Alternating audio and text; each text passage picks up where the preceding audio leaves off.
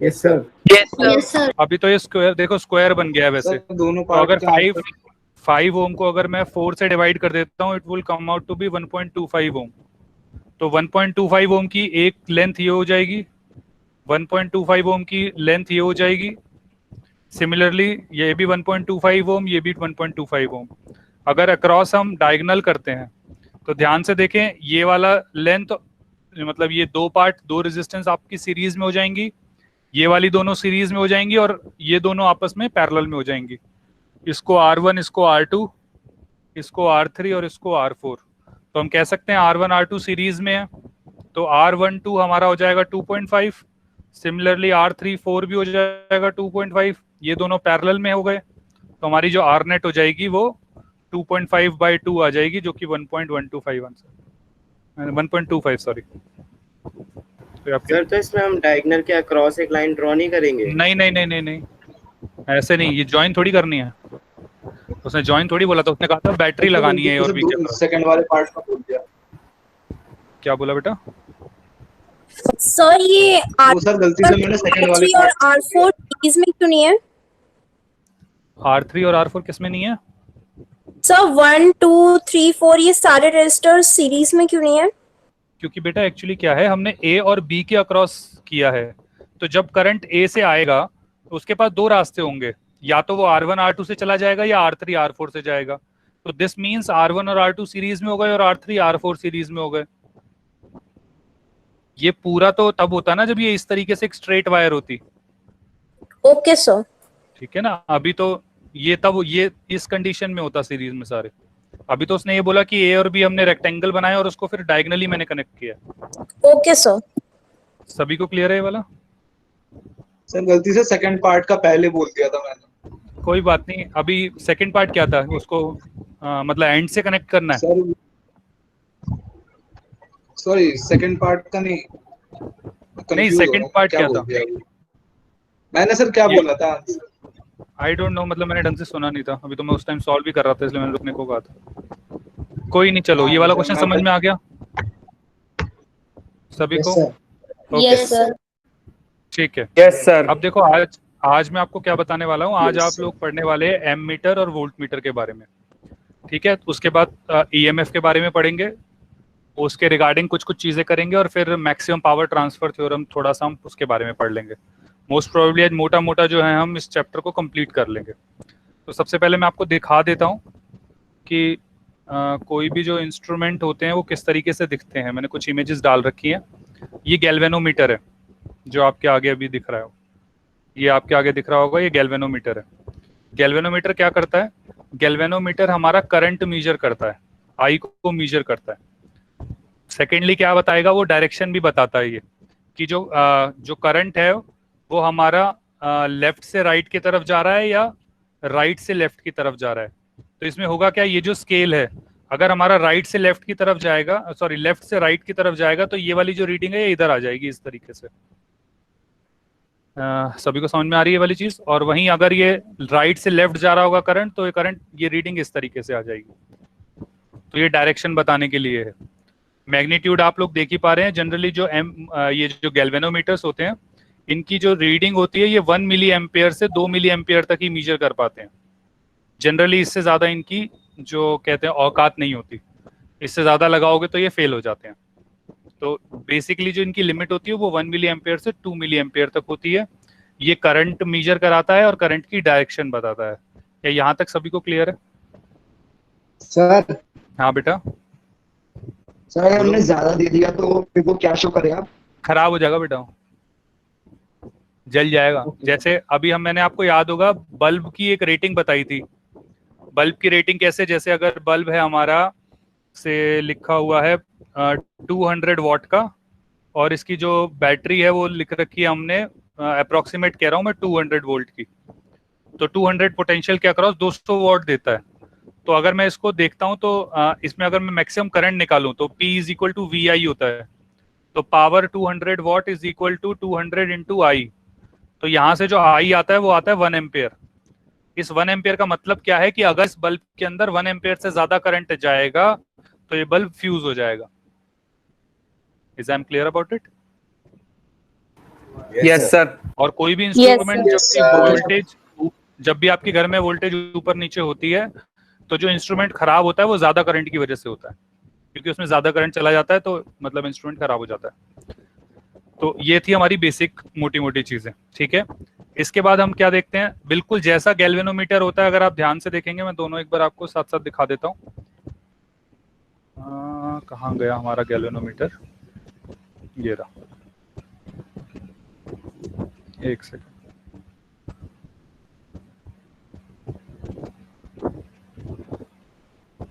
Okay,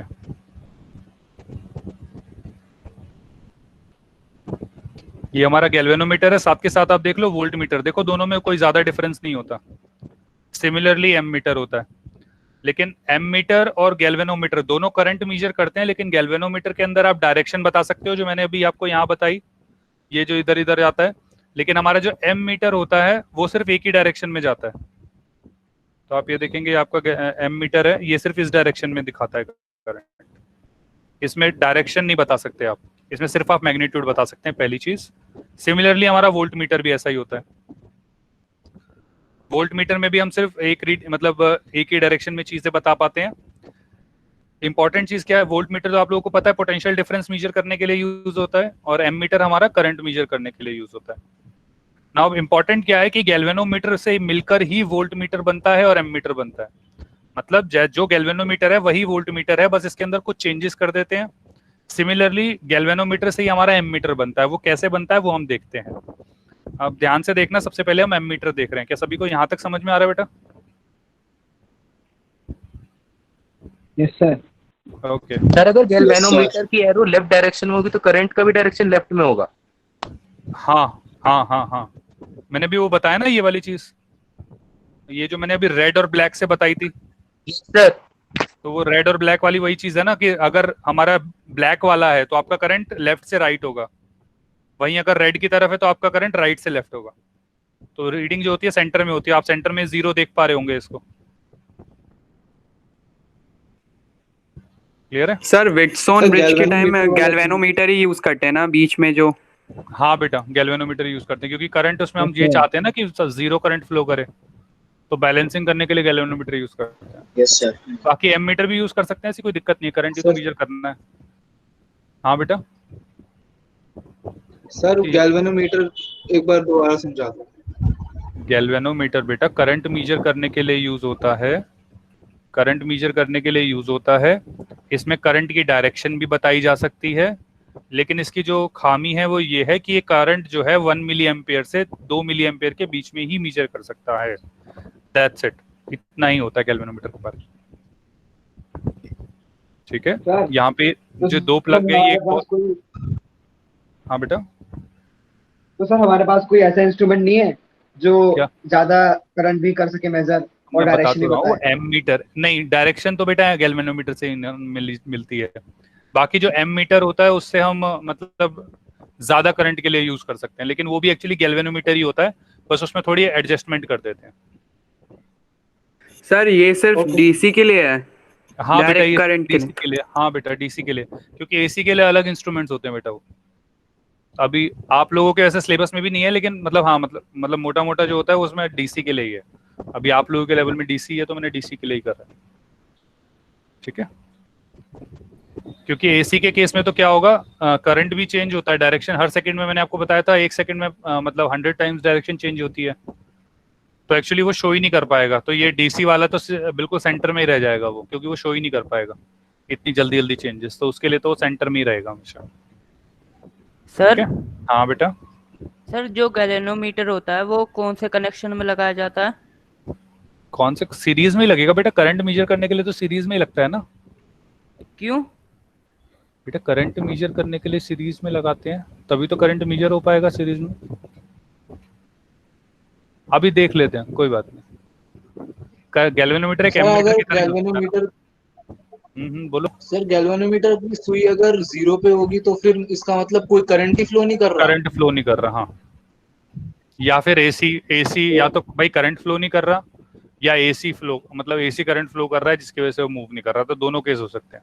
लेकिन अगर आपका डीसी कनेक्शन है तो फिर कोई करंट फ्लो नहीं कर रहा। Okay sir. ठीक है, अच्छा, अब हम मीजरिंग इंस्ट्रूमेंट देखते हैं। अगर हम एमीटर देखते हैं, मान लीजिए आपके पास एक ये वाला इस तरह से सर्किट है। इस तरीके से सर्किट में अब अगर हम कहते हैं कि हमारे पास बैटरी लगा रखी है हमने 10 वोल्ट की, 2 ओम का हमारा रेजिस्टर है, तो हमें ये पता है कि यहाँ पे करंट जो होगा वो 5 एम्पियर होगा। सभी मेरे साथ हैं इस चीज में? Yes sir.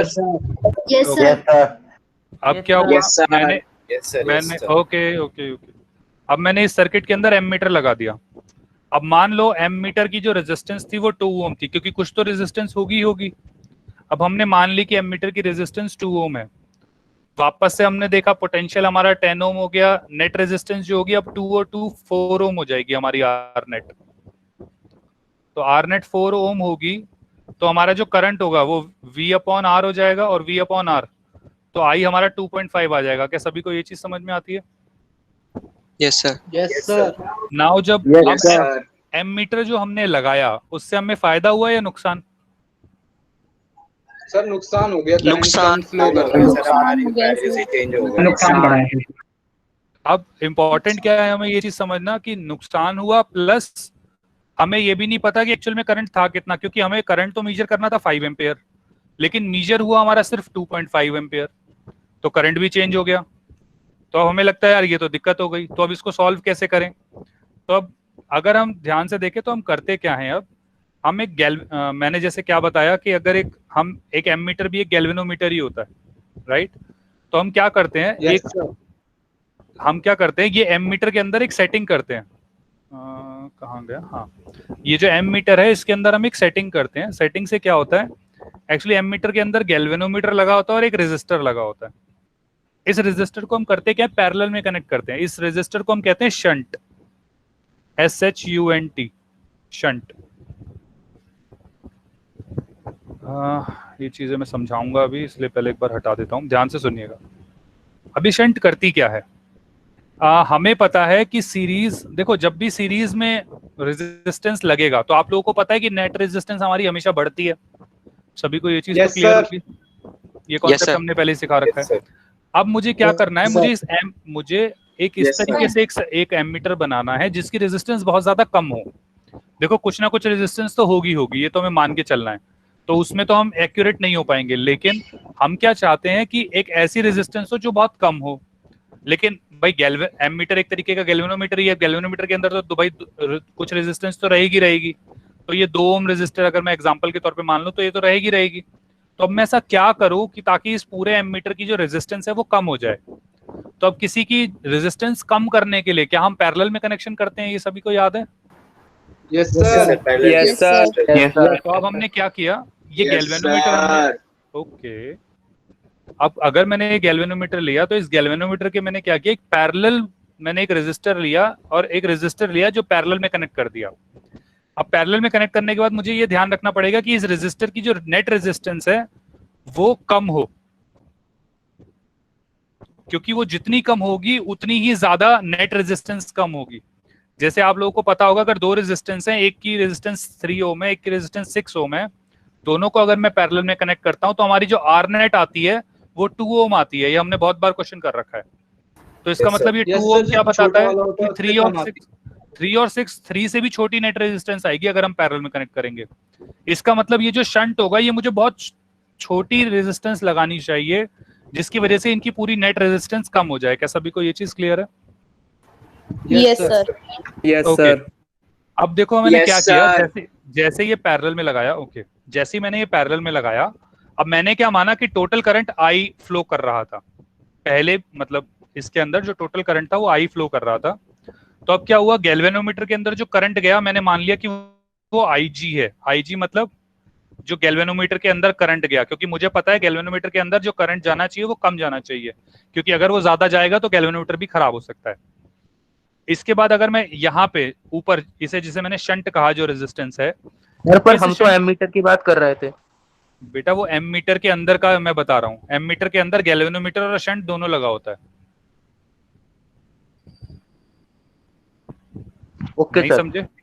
इसी को गैल्वेनोमीटर मान लो, इसको ऐसा लगा लो, ये गैल्वेनोमीटर ही है, लेकिन ये एक्चुअली खराब हो जाएगा 2.5 एम्पियर होते ही, इसलिए मैंने इसको एमीटर बोला था। तो अब होता क्या है कि अब मैंने क्या कहा, इसकी ये जो गैल्वेनोमीटर है इसकी अपनी एक रेजिस्टेंस है जिसमें मैंने RG मान लिया, इसके अंदर करंट फ्लो कर रहा है आईजी, गैल्वेनोमीटर के अंदर जो करंट फ्लो कर रहा है वो आईजी हो गया, जो रेजिस्टेंस हो गई गैल्वेनोमीटर की वो आर हो गई। एक पैरेलल में मैंने रेजिस्टर कनेक्ट कर दिया शंट को। अब देखो कुछ करंट नीचे जाएगा और कुछ करंट ऊपर जाएगा। अब टोटल हमारा जो करंट है वो आई था, आईजी यहाँ चला गया, तो यहाँ पे आई माइनस आईजी रह गया। क्या ये सबको समझ में आता है? Yes, sir. Yes sir.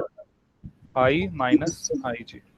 Okay, अब ध्यान से देखना, मुझे पता है पोटेंशियल जो होता है पैरेलल के अक्रॉस सेम होता है। क्या सबको ये वाली चीज क्लियर है? Yes sir. सर पोटेंशियल तो इसका मतलब क्या है? पोटेंशियल अक्रॉस शंट बराबर होगा पोटेंशियल अक्रॉस गैल्वेनोमीटर के। Yes sir.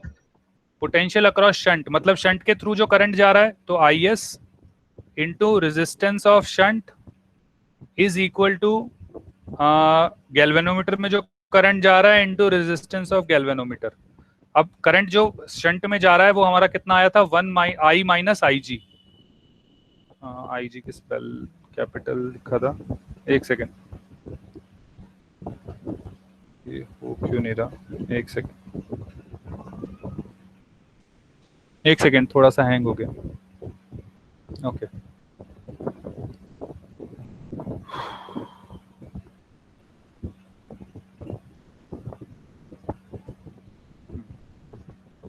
तो I minus I G into में शंट को मैंने एस माना है is equal to I G into में आर जी।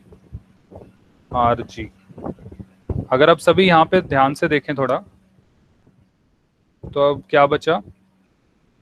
इसको मैं अगर सॉल्व करता हूँ तो हम क्या लिख सकते हैं इसको? I is equal to I G into में आर जी प्लस एस और डिवाइडेड बाय एस। क्या सभी को ये चीज समझ में आई है या नहीं? ये डायरेक्ट कर दिया मैंने।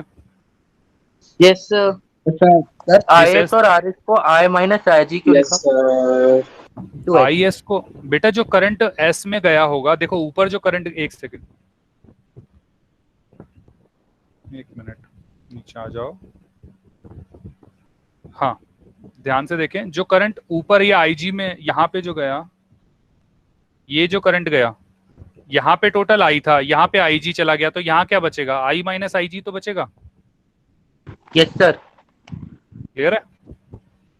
तो अब मैंने क्या किया, यहाँ पे आई माइनस आईजी लिख दिया, यहाँ पे आईजी, तो आईजी इंटू एस वहां चला गया, आईजी दोनों में कॉमन, तो आई कॉमन ले लिया, आरजी प्लस एस रह गया। तो एक्चुअली में जो हमारा आंसर आ गया वो आ गया आईजी इंटू में 1 प्लस आरजी अपॉन एस। तो ये हमारा करंट आ जाता है, ये I is equal to I G into 1 plus R G plus S upon में एस। तो ये हमारे पास एक्चुअल में आएगा कि हमें कितना करंट मतलब मिलेगा, या हमें कितना करंट चाहिए होता है, मतलब ये एस की वैल्यू निकालने के लिए इसके लिए यूज होता है। मैं क्वेश्चन भी करा रहा हूँ ताकि आप लोगों को इसके रिगार्डिंग क्लियर रहे। Excuse me sir. हाँ बेटा। सर यहाँ पे तो I G into R G plus 1 upon में एस होना चाहिए ना? I G into R G plus 1 upon में एस।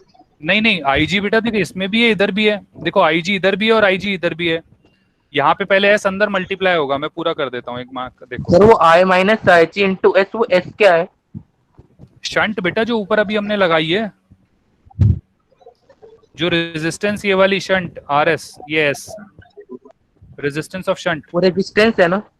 हाँ रेजिस्टेंस है Okay, sir. आर। तो आई जी इंटू में S is equal to I G into में आर जी। अभी क्लियर है? माइनस वहां चला जाएगा तो प्लस हो जाएगा, आई जी कॉमन लेंगे तो आर जी प्लस एस रह जाएगा, और ये एस डिवाइड में आ जाएगा तो ये एस यहाँ आ Yes, जाएगा। sir. और फिर ये वाली चीज सबको समझ में आ गई है? Yes sir. तो हमारे पास क्या आ गया formula final? I is equal to I G into में 1 प्लस आर जी इंटू में एस। अब देखो एक्चुअल में होता क्या है, जो गैल्वेनोमीटर में करंट पास होता है वो आईजी होता है, लेकिन हमें जो रीडिंग दिखाता है एमीटर के अंदर, जो रीडिंग एमीटर के अंदर हमें दिखाई जाती है वो एक्चुअली आई दिखाई जाती है। तो ये वाला जो हमारा मल्टीपल है, ये हमें बताया नहीं जाता, ये अंदर ही मल्टीप्लाई करके हमें फाइनल रीडिंग दिखा दी जाती है। क्या ये चीज सबको समझ में आ रही है? जैसे हमने 1 एम्पियर करंट फ्लो करवाया, तो 1 एम्पियर करंट फ्लो करा के IG तो कम ही होगा, लेकिन उसके अंदर कुछ एक हमने मल्टीप्लाई कर दिया जिसकी वजह से वो IG आ गया। ये क्या कॉन्सेप्ट मैं समझा पा रहा हूँ आप लोगों को या नहीं? यस सर, समझ में आ गया। यस सर, क्लियर है। एमीटर, वोल्टमीटर, इन सब की कुछ ना कुछ रेजिस्टेंस होती है। हाँ बेटा, कुछ ना कुछ तो सबकी रेजिस्टेंस होती है। सर तो उसको नेग्लिजिबल बनाने के लिए ऐसा करते हैं। एमीटर के अंदर हम नेग्लिजिबल बनाते हैं, वोल्ट मीटर में अभी हम देखेंगे हम क्या बनाते हैं। ठीक है सर, ये एक बार फिर से बता दो जो भी आपने बोला। ओके, देखो आप लोगों ने वेट अपना सबने वेट मीजर किया है सबने? यस कभी सर। ना कभी सबने किया होगा। Yes sir. लेकिन जब आप वेट मीजर करते हो तो आप जब चढ़ते हो तो उस पर दिखाता है 70 किलोग्राम, लेकिन आपने गौर किया है 70 किलोग्राम तो मास होता है। Yes sir. लेकिन आप लोग बोलते सब वेट है, तो वहां क्या हो रहा है?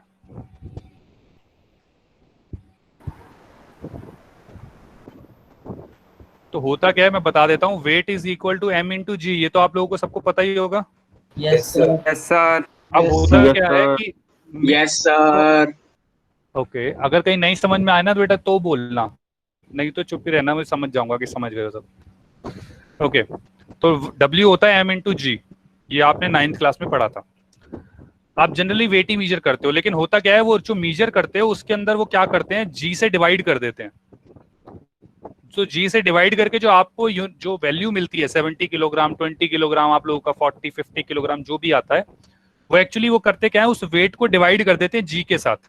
ये वाली कैलकुलेशन हमें दिखाई नहीं जाती, हमें सीधा 10, 20, 30, 40 किलोग्राम दिखाया जाता है। तो ये लेकिन ये अंदर ही अंदर अपनी कैलकुलेशन में वो करते हैं। सेम चीज यहाँ पे होती है। गैल्वेनोमीटर के अंदर जो करंट है वो IG ही जाता है हमारा सिर्फ, लेकिन उसके अंदर ये 1 प्लस RG अपॉन S से मल्टीप्लाई कर देते हैं, और वो जो रीडिंग शो करता है वो हमें I शो करता है। क्या ये चीज सबको क्लियर है दोनों को रिलेट करके? सर ये गैल्वेनोमीटर की बात हो रही है, एम मीटर की बात हो रही है? बेटा गैल्वेनोमीटर को मैंने एम मीटर में कन्वर्ट कर दिया, ये इस वक्त एम मीटर है। ये पूरा जो मिलके बनता है ये एम मीटर बना है, ये पूरा। तो वो गैल्वेनोमीटर और शंट दोनों ही पार्ट है ना एमीटर के? क्या बेटा? गैल्वेनोमीटर और शंट। हाँ। तो एक्चुअली में जो एम मीटर, जनरली जो एम मीटर होते हैं उनकी जो रेजिस्टेंस होती है वो 2 ओम नहीं होती, वो बहुत कम होती है। मतलब डिपेंडिंग अपॉन कि हमारी जो नेट रेजिस्टेंस यहाँ पे है उसकी कितनी रेजिस्टेंस है, उसके हिसाब से हम एम मीटर लगाते हैं, या उस एम मीटर की रेजिस्टेंस उस हिसाब से लगाते हैं कि हमें कितना करंट मीजर करना है। क्या सबको ये वाली चीज क्लियर है? Yes sir. अब मैं एक बार एक हाँ बेटा। शंट सर, शंट की भी कोई लेंथ का फॉर्मूला होता है? नहीं, लेंथ नहीं है बेटा, ये सिंपल एक रेजिस्टेंस है। इसको लेंथ वेंथ से आप कंफ्यूज ना करें, ये सिंपल एक रेजिस्टर है। रेजिस्टर तो देखे होंगे आपने? Yes sir. सभी ने। कुछ इस तरीके से होते हैं, ये इस तरीके से कुछ बंद सिलेंडर की फॉर्म में, और इस तरीके से इन पे स्ट्रिप होती हैं, ऐसी वायर होती हैं। सभी ने देख रखे हैं ऐसे रेजिस्टर्स? यस सर, देख रखे हैं। ओके, सर उसमें कलर कलर कोडिंग होती है। आराम से एक एक करके बोलेंगे तो मुझे समझ में आएगा, एक एक करके। सर शंट की रेजिस्टेंस क्या होती है? क्या बेटा? सर शंट की रेजिस्टेंस क्या होती है? मैं बता तो रहा हूँ, वो डिपेंड करेगी ना एमीटर के ऊपर, जैसे मैं क्वेश्चन करा रहा हूँ। कभी पहले वाला क्वेश्चन देख लेते हैं, उसके बाद। रेजिस्टेंस ऑफ शंट को ही आपने एस लिख रखा है ना? एस से हाँ बेटा, उसी को लिखा है। Okay sir. उसी को लिखा है। अब देखो एक जो क्वेश्चन। हाँ सर जो ए है वो एमीटर के लिए है, ए क्या बेटा? आर ए वो एमीटर की रेजिस्टेंस है। आर ए मैंने कहाँ लिखा है बेटा? तो 1 प्लस आर जी है बेटा, वो आर जी अपॉन एस है। Okay sir. आर जी है ये गैल्वेनोमीटर के लिए, ये कैपिटल आर और नीचे स्मॉल जी गैल्वेनोमीटर। अब ध्यान से देखें, क्वेश्चन है वी हैव अ गैल्वेनोमीटर, हमारे पास एक गैल्वेनोमीटर है which has a maximum current of 0.1 ampere. तो मतलब आई जी, ये जो हमारा आई जी है ये हमें दे रखा है, तो आई जी दे रखा है 0.1 ampere, and its resistance is 2 ओम। और आर जी जो गैल्वेनोमीटर है उसकी रेजिस्टेंस हमें 2 ओम दे रखी है। We want to make an ammeter. अब इससे हमें क्या बनाना है, एक एमीटर बनाना है जिसकी कैपेसिटी 10 एम्पेयर हो। तो ध्यान से देखें, ये हमें बनाना है। अब बस इस फॉर्मूले में डाल दो, ध्यान से देखें। तो आई की जगह 10 एम्पियर डाल दिया, आई जी की जगह 0.1 एम्पियर डाल दिया, 1 प्लस आर जी जो resistance of galvanometer divided by S. सबको ये चीज क्लियर है? Yes sir. अब आप ध्यान से देखें, यहाँ पे अगर मैं ये 0.1 एक साइड है, इसको हम दूसरी साइड लेके जा सकते हैं, तो ये 100 हो जाएगा। तो 100 is equal to 1 plus 2 by S. सभी को ये भी चीज क्लियर होगी?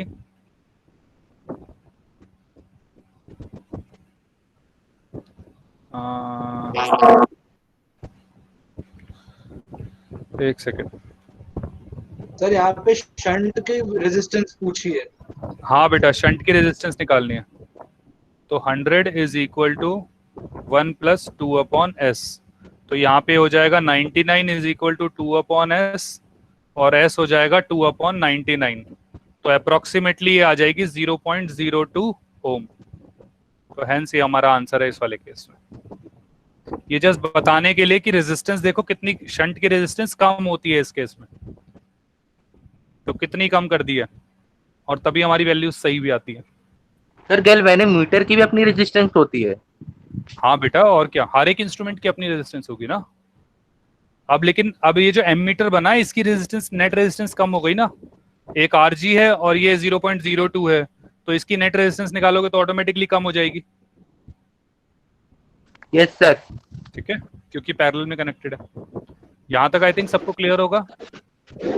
Yes sir. ओके, अगला देखते हैं। हाँ सर शंट स्पेसिफिक रेजिस्टेंस पे भी डिपेंड करता है, रेजिस्टिविटी पे? रेजिस्टिविटी बेटा अलग हो जाती है ना, वो तो रेजिस्टर की प्रॉपर्टी है। नो सर, एक शंट बार की वो मैं पूछ रहा हूँ, formula- डिपेंड्स करता है। वो तो करेगा ना बेटा, जिस मटेरियल का बन रहा है वो तो सब कुछ ही करेगा। तो सर नॉर्मल एमीटर में किसका मतलब शंट किस मेटल का लगता है? बेटा इतना तो मुझे लगता नहीं कि, मतलब मेरे को अभी नहीं पता, अभी मेरे को नहीं पता, ये वाला मुझे देख के बताना पड़ेगा। सर ऐसे होता है ग्लैवल, सर क्या कह रहे हैं बेटा? सर ऐसा क्यों होता है, ग्लैवेनोमीटर सर हमें डायरेक्शन बता देता है पर जो एमीटर है वो नहीं बता पाता। बेटा वो प्रोसेसिंग के ऊपर है एक्चुअली। गैल्वेनोमीटर के अंदर जो प्रोसेस यूज होती है ना, उसके अंदर वो अलग होती है थोड़ी, मतलब वो म्यूचुअल इंडक्शन के ऊपर होती है, जो आप अगले मतलब थर्ड चैप्टर में पढ़ेंगे। वो अलग प्रोसेस होते हैं जिसमें मैग्नेटिक फील्ड की डायरेक्शन चेंज होती है, तो करंट की डायरेक्शन चेंज हो जाती है एक्चुअली। तो वो अलग चीज है, अलग कॉन्सेप्ट आता है। ये वाले थोड़े सिंपल कॉन्सेप्ट पे बेस है, मतलब गैल्वेनोमीटर से जब कनेक्ट हो जाता है तो वो सिंपल कॉन्सेप्ट पे बेस है, बस इस वजह से। सर हाँ एक्सक्यूज मी सर। हाँ बेटा। सर जो हमने क्वेश्चन किया सर, उसमें जो एस की शंट की वैल्यू थी सर वो चेंज होती है, तो सर वो नहीं, शंट की वैल्यू कहाँ चेंज हुई बेटा, सेम तो रही 0.02 है, चेंज क्यों हुई? तो मतलब सर हमें तो ऐसे तो सर बहुत सारे तरीके के एमीटर बन जाएंगे। बहुत सारे, हाँ, लेकिन कुछ कुछ चीजों, देखो जब ज्यादा करंट मेजर करना होगा तो उसके लिए एक स्टैंडर्ड होगा। क्योंकि क्या होता है, देखो हर एक इंस्ट्रूमेंट जब कोई मेजर करता है तो कोई ना कोई एरर होती है हमेशा। अगर वो एरर 0 से 5% के बीच में रहती है तो कोई प्रॉब्लम नहीं होती, क्योंकि इतनी एरर तो हमेशा रहेगी। जब आप इवन मेजर करते हो तो जो मेजरमेंट भी है वो अपने आप में मतलब 100% एक्यूरेट नहीं होती, तो 5% का एरर चलता है। तो उसके लिए वो कुछ स्टैंडर्ड्स होते हैं, जैसे भाई एक एमीटर होगा वो 10 एम्पियर तक मेजर करेगा, एक होगा वो 20 एम्पियर तक मेजर करेगा। ठीक है, तो वो उसमें मतलब रेटिंग्स में फर्क हो जाएगा। ओके। ठीक है, जैसे हम एक मल्टीमीटर होता है, अगर आपने पता नहीं देखा हो, नहीं देखा हो, मल्टीमीटर होते हैं, उसमें Yes, sir, अलग अलग देखा है। आप करंट पे सेटिंग कर सकते हो। तो आपको अगर 10 एम्पियर मतलब 1 एम्पियर तक करंट मेजर करना है तो उसका अलग होता है। जैसे वो पोटेंशियल डिफरेंस भी होता है कि अगर 1 वोल्ट तक आपको मेजर करना है तो अलग सेटिंग होती है, 2 वोल्ट मतलब 5 वोल्ट तक या 20 वोल्ट तक करना है तो अलग सेटिंग होती है। तो वो अलग अलग सेटिंग्स के ऊपर बेस्ड हो जाता है।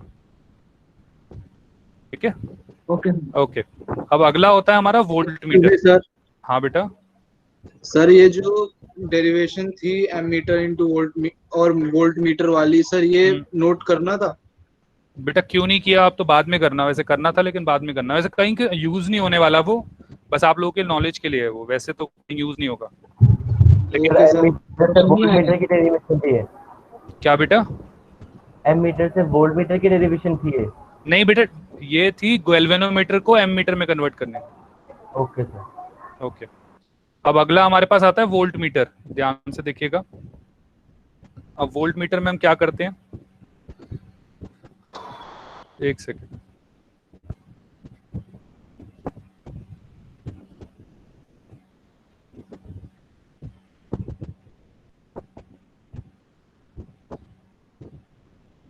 ध्यान से देखिएगा। तो गैल्वेनोमीटर के अंदर होता क्या है, पहले अगर मैं गैल्वेनोमीटर नहीं लगाता फॉर एग्जांपल, तो अगर मैं यहाँ पे करंट मीजर करता हूँ, मैं इसके अक्रॉस वोल्ट मैं ये वाला जो रेजिस्टर है इसको मैं R2 मान लेता हूँ, इसके अक्रॉस अगर मुझे पोटेंशियल डिफरेंस मीजर करना है, तो सबसे पहले ध्यान से देखें इसकी नेट रेजिस्टेंस 12 ओम आ जाएगी, आर नेट। सभी को ये चीज क्लियर है? 12 ओम। Yes sir. और इसमें जो करंट मीजर होगा वो 1 एम्पियर आ जाएगा। क्या सभी को ये वाली चीज भी क्लियर है? ये 1 एम्पियर आएगा। तो अगर मैं इसके अक्रॉस पोटेंशियल डिफरेंस मीजर करूं, इसको ए मान लेता हूं, बी मान लेता हूं और सी, तो potential difference across B C, क्या सभी को ये चीज क्लियर है? आई इंटू आर होगा और आई 1 है और आर है, तो 6 वोल्ट का पोटेंशियल डिफरेंस होगा। क्या सभी को ये वाली चीज क्लियर है? सर एक बार दोबारा समझा दीजिए। ओके, मैं क्या कह रहा हूं कि अगर मैंने सिंपल एक पहले सबसे सिंपल सर्किट लिया है, 2 रेजिस्टर मैंने कनेक्ट किए, एक बैटरी कनेक्ट करी, रेजिस्टर 6 वोल्ट का, 6 ओम के रेजिस्टर है और 12 वोल्ट की बैटरी है, तो जो नेट रेजिस्टेंस होगी वो इसकी 12 ओम होगी। क्या यहाँ तक क्लियर है बेटा? यस सर, 12 ओम तक क्लियर है। ठीक है। अच्छा, इसके बाद अब इसके अंदर करंट कितना फ्लो करेगा? तो V is equal to I R होता है। पोटेंशियल डिफरेंस मुझे पता है 12 वोल्ट दे रखा है, आई मुझे निकालना है और रेजिस्टेंस मेरी 12 हो गई, तो आई 1 एम्पियर आ जाएगा। ये वाली चीज क्लियर है? Yes sir. अब किसी रेजिस्टर के अक्रॉस अगर मुझे पोटेंशियल डिफरेंस निकालना होता है तो मैं क्या करता हूँ, रेजिस्टर के अक्रॉस करंट फ्लो करवाता हूँ। करंट फ्लो जब मैंने मतलब पोटेंशियल डिफरेंस का जो फॉर्मूला, ये जो V is equal to I R है, एक्चुअली पोटेंशियल डिफरेंस ही निकालता है। तो मैंने आपको स्टार्टिंग के लेक्चर्स में बताया था कि अगर आपको किसी के बीच के पोटेंशियल डिफरेंस निकालना है तो उसके अंदर जो करंट फ्लो कर रहा है मल्टीप्लाई बाय जो उसकी रेजिस्टेंस है, उससे मल्टीप्लाई कर दो तो पोटेंशियल डिफरेंस आ जाएगा। जैसे इस सर्किट के अंदर 1 एम्पियर है, तो 6 ओम के अक्रॉस, दोनों 6 ओम के अक्रॉस 1 एम्पियर ही करंट फ्लो करेगा। तो इसका मतलब 1 एम्पियर करंट हो गया और 6 ओम इसकी रेजिस्टेंस है, तो 6 ही हो गया, तो 6 1 हमारा 6 वोल्ट आएगा। तो पोटेंशियल डिफरेंस अक्रॉस BC हो गया 6 वोल्ट। क्या ये चीज क्लियर है? Yes sir. Yes sir. एक मिनट, एक बच्चे को नहीं है, एक सेकंड रुके। तो इसमें पोटेंशियल ड्रॉप क्या होगा? 6 ना? 6 वोल्ट ही तो बेटा, वही तो पोटेंशियल डिफरेंस है, ड्रॉप और डिफरेंस एक ही तो बात है। Okay okay. इसके बाद अब ध्यान से देखिए, अगर मैं इसके अंदर एक वोल्ट मीटर अटैच कर देता हूँ, वोल्ट मीटर मैंने 6 ओम वाले के साथ अटैच कर दिया, और अब मान लेते हैं कि वोल्ट मीटर की जो रीडिंग है वो 3 ओम है, तो आप देखेंगे कि जो नेट रेजिस्टेंस है 3 ओम रीडिंग है ना, वोल्ट मीटर की रेजिस्टेंस, क्योंकि हर इंस्ट्रूमेंट की अपनी रेजिस्टेंस होती है ना। तो मैंने क्या किया, एक 6 ओम, तो 3 ओम इसकी वोल्ट मीटर की रेजिस्टेंस थी। तो आप ध्यान से देखेंगे कि जो 3 ओम और 6 ओम है, इसकी नेट रेजिस्टेंस कितनी हो जाएगी? 2 ओम। तो ये अब जो क्या ये सर्किट इस तरह से बन जाएगा सिंप्लीफाई होके? सभी को ये चीज क्लियर है? Yes sir. तो आर नेट इस केस में हो जाएगा 8 ओम, वोल्टेज हो गई 12 वोल्ट, और करंट जो होगा वो होता है V अपॉन R, तो ये हो जाएगा 12 अपॉन 8, तो 1.5 एम्पियर। क्या सबको ये चीज क्लियर है? नाउ जो पोटेंशियल डिफरेंस होगा अक्रॉस BC, इसी को पॉइंट को मैं BC मान रहा हूँ, ये वही B है, ये C है, तो पोटेंशियल ड्रॉप अक्रॉस BC, ध्यान से देखो नेट रेजिस्टेंस BC के बीच में 2 ओम है, तो 2 ओम के अंदर अगर मल्टीप्लाई होगा इसका, तो कितने पोटेंशियल ड्रॉप आ गई? 3 वोल्ट की। एक्चुअल में कितनी थी? 6 वोल्ट। क्या सभी को ये चीज क्लियर है? लेकिन वाला पार्ट बता दो। ओके सर यहाँ पे भी नुकसान हो गया। हाँ, मैं क्या कह रहा हूँ, हमने जब वोल्ट मीटर लगाया तो इसकी नेट रेजिस्टेंस थी 3 ओम, इससे जो मैंने कैलकुलेट किया तो नेट रेजिस्टेंस 8 ओम आ गई, वोल्ट 12 वोल्ट की बैटरी लगाई रखी थी, जो करंट प्रोड्यूस हुआ 1.5 हुआ। तो अब जो BC के अक्रॉस जो हमारी पोटेंशियल डिफरेंस है वो 3 वोल्ट आया, जबकि एक्चुअल में कितना था? 6 वोल्ट। तो अब वोल्ट मीटर जो हमें रीडिंग दिखाएगा वो 3 वोल्ट दिखाएगा, विच इज एक्चुअली रॉन्ग, क्योंकि एक्चुअल में आनी तो हमारी 6 वोल्ट चाहिए थी। क्या सबको ये वाली चीज समझ में आती है? Yes sir. यस तो अब मुझे अब सर ये 1.5 into 2 क्यों किया? क्योंकि बेटा BC की जो नेट रेजिस्टेंस है 6 और 3 जो है, ये इसकी नेट रेजिस्टेंस, इसकी जो नेट रेजिस्टेंस आई वो 2 ओम आई ना, तो मैंने डायरेक्टली इसलिए 2 से मल्टीप्लाई कर दिया, क्योंकि 6 और 3 के अंदर भी करंट डिवाइड होगा तो उसका पोटेंशियल मतलब फिर थोड़ा सा डिफिकल्ट हो जाएगा, पहले करंट निकालो फिर पोटेंशियल निकालो। क्लियर है या नहीं? Okay sir. या फिर हम क्या कर सकते हैं, 6 ओम के अक्रॉस पोटेंशियल डिफरेंस निकाल लो, तो 1.5 इंटू 6 9 वोल्ट आ जाएगा, तो इसके अक्रॉस 9 वोल्ट है तो ऑटोमेटिकली पता लग गया दूसरे जो हमारा BC है उसके अक्रॉस 3 वोल्ट होगा, क्योंकि नेट पोटेंशियल डिफरेंस तो मिला के 12 वोल्ट होना चाहिए ना। तो आप किसी तरीके से भी कर सकते हो। क्लियर हूं मैं यहाँ तक? Yes sir. Okay yes sir. Fine. अब ध्यान से देखें, ठीक है। अब देखो मैंने वापस से वही चीज जो मैं पहले अभी थोड़ी देर पहले बताई थी, अब मैं क्या चाहता हूं भाई, वोल्ट मीटर की रेजिस्टेंस ऐसी हो ताकि इस सर्किट के ऊपर फर्क ना पड़े। ध्यान से देखें, नेट रेजिस्टेंस सर्किट की गिर गई। अब जब मैं पैरेलल में कनेक्ट करता हूं तो जो रेजिस्टर, जो नेट रेजिस्टेंस आती है वो उस रेजिस्टर के करीब, उस रेजिस्टेंस के आसपास उससे छोटी आती है, जो सबसे छोटी रेजिस्टेंस होती है उससे छोटी आती है रेजिस्टेंस। जैसे अगर हमने अभी देखा था 6 और 3 ओम है तो नेट रेजिस्टेंस हमारी 2 ओम आएगी, मतलब जो सबसे कम रेजिस्टेंस है उससे छोटी आएगी प्लस उसके आसपास आएगी। क्या सबको ये चीज क्लियर है? Yes sir. Yes sir. Okay. Now अब मुझे क्या है कि BC के अक्रॉस जो हमारी रेजिस्टेंस है वो 6 ओम है। मुझे BC के अक्रॉस ये भी कंफर्म है कि वोल्ट मीटर कनेक्ट करना है, वो भी पैरेलल में कनेक्ट करना है।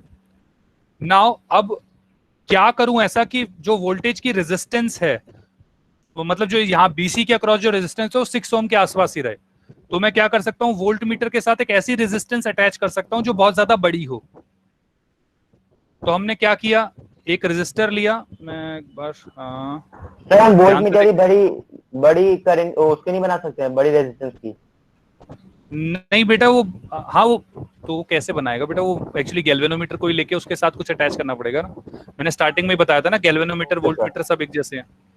ओके सर, ओके ठीक है।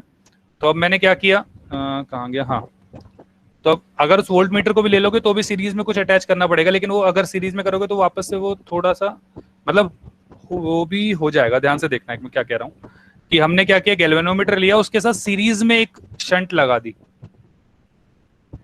और क्या किया, यहाँ पे ये कैपिटल में हमारा रेजिस्टर ये R था, यहाँ से टोटल करंट हमारा I आया जो कि डिवाइड हो गया, कुछ करंट गैल्वेनोमीटर में गया और कुछ करंट पैरेलल में यहाँ चला गया।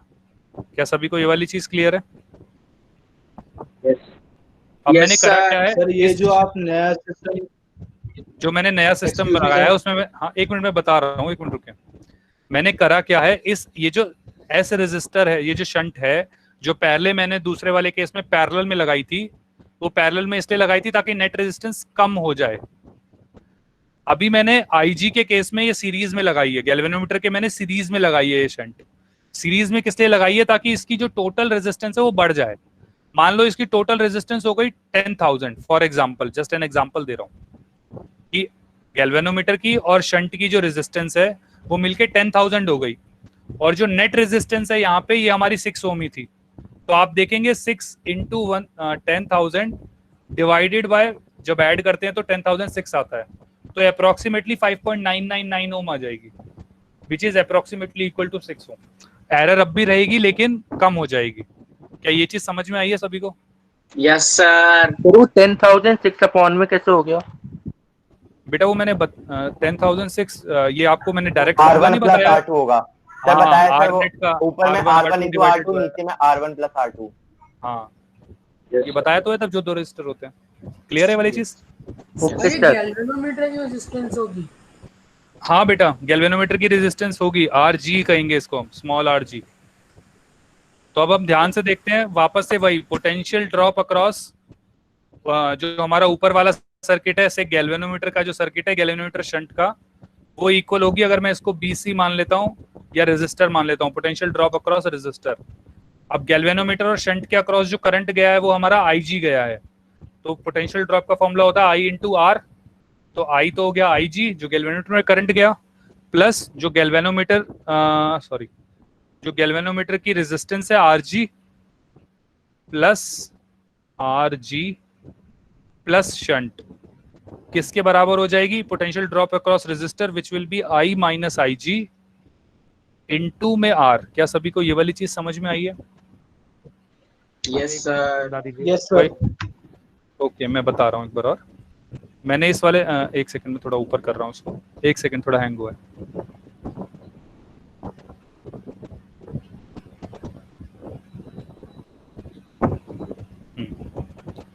ध्यान से देखें, मैंने एक नया सिस्टम बनाया जिसमें मैंने गैल्वेनोमीटर के सीरीज में एक रेजिस्टर लगा दी ताकि इसकी जो नेट रेजिस्टेंस है वो बढ़ जाए। बढ़ने का मैंने आपको तरीका बता दिया, बढ़ाना इसलिए चाहता हूं ताकि जो नेट रेजिस्टेंस है वो जो नीचे वाला हमारा जो रेजिस्टर है उसके आसपास आए। तो मैंने आपको एग्जांपल यहाँ पे दे दिया था जो 10,000 और इसका था। तो इसका मतलब ये जो एस रेजिस्टर होती है इसकी रेजिस्टेंस बहुत ज्यादा होती है। एम मीटर के अंदर जो रेजिस्टेंस होगी वो बहुत कम होनी चाहिए और वोल्ट मीटर के अंदर जो हमने रेजिस्टेंस लगाई है वो बहुत ज्यादा होनी चाहिए। तो हैंस अब मैंने क्या किया, इसको जब लगाया तो इसकी जो पोटेंशियल ड्रॉप हुआ गैल्वेनोमीटर के अक्रॉस वो गैल्वेनोमीटर की रेजिस्टेंस पे भी डिपेंड करेगा और एस पे भी डिपेंड करेगा। तो मैंने क्या किया, IG जो हो गया वो क्या कर दिया RG प्लस एस, क्योंकि potential drop I into R होता है। तो इसमें जो R है वो गैल्वेनोमीटर की रेजिस्टेंस प्लस शंट है, इज इक्वल टू जो पोटेंशियल ड्रॉप है रेजिस्टर के अक्रॉस। रेजिस्टर के अक्रॉस कहां से आएगा? जो करंट फ्लो करा रेजिस्टर के अक्रॉस विच क्या होगा वो I minus IG।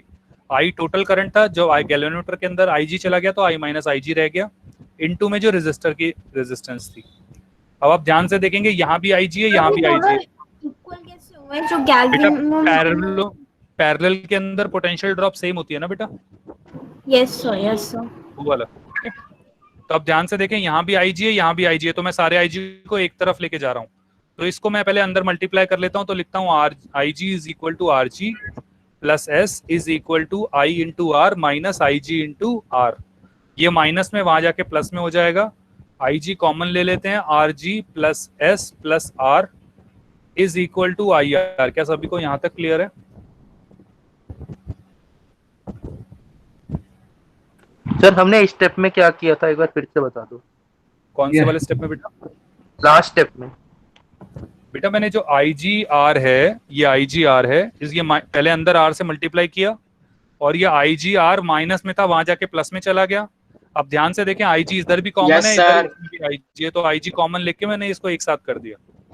Okay sir. तो अब क्या हुआ, IG क्या हो जाएगा? RG प्लस S, अरे एक सेकेंड,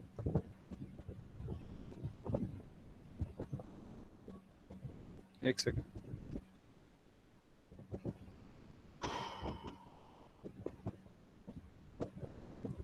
तो IG इंटू में RG plus S plus R, ये जो R यहाँ पे है वो डिवाइड में चला जाएगा इस तरीके से, इज इक्वल टू, क्या हो रहा है, एक सेकंड बेटा, पता नहीं क्या हो रहा है अचानक।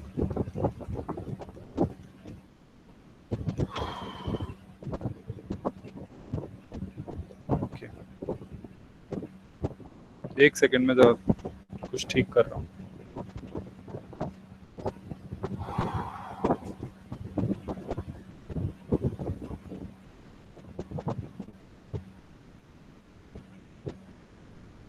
ओके, तो मैं क्या कह रहा था, IG इंटू में RG plus S plus R divided by R is equal to I। तो IG इंटू में R अपॉन R 1 हो जाता है, 1 plus RG plus S divided by R into में I। तो ये हमारा फॉर्मूला आता है कि हम कैसे गैल्वेनोमीटर को वोल्ट मीटर में कन्वर्ट करते हैं। इन चीज़ों से जो बेसिक आपको जानकारी होनी चाहिए, जो मैं चाहता हूं आप लोगों को याद रखें, कि जब मैं एम मीटर लगाता हूं तो एम मीटर की जो आइडियल एम मीटर, अगर मैं बात करूंगा आइडियल एम मीटर, तो आइडियल एम मीटर की जो रेजिस्टेंस होगी वो 0 होनी चाहिए। वहीं अगर मैं आइडियल वोल्ट मीटर की बात करूंगा तो उसकी रेजिस्टेंस इन्फिनिटी होनी चाहिए। ये आपको ध्यान रखना चाहिए। क्यों?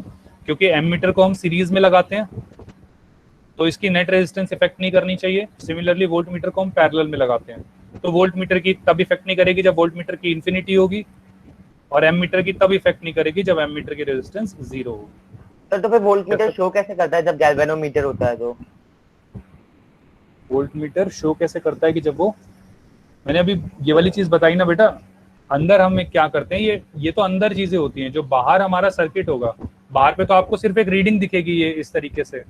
हाँ यस सर, वो उससे मल्टीप्लाई कर देते हैं, ये आपको तो इस तरीके से वो दिखता है ना, तो हमारे पास वो डिफ्लेक्शन तो देखो वही रहेगी। डिफ्लेक्शन तो जैसे मान लो हमारी डिफ्लेक्शन से हमारी ये आ रही है, तो डिफ्लेक्शन तो हमारी यही आएगी, डिफ्लेक्शन से कोई बात नहीं है। लेकिन जो पीछे ये जो हम लगा रहे हैं ना, ये रेड कलर का जो पीछे मैंने लगाया है, इसको हम मल्टीप्लाई करके वो जो पेज होता है जिसके ऊपर रीडिंग लिखी होती है, उसको हम अपने हिसाब से मल्टीप्लाई करके सेट कर देते हैं।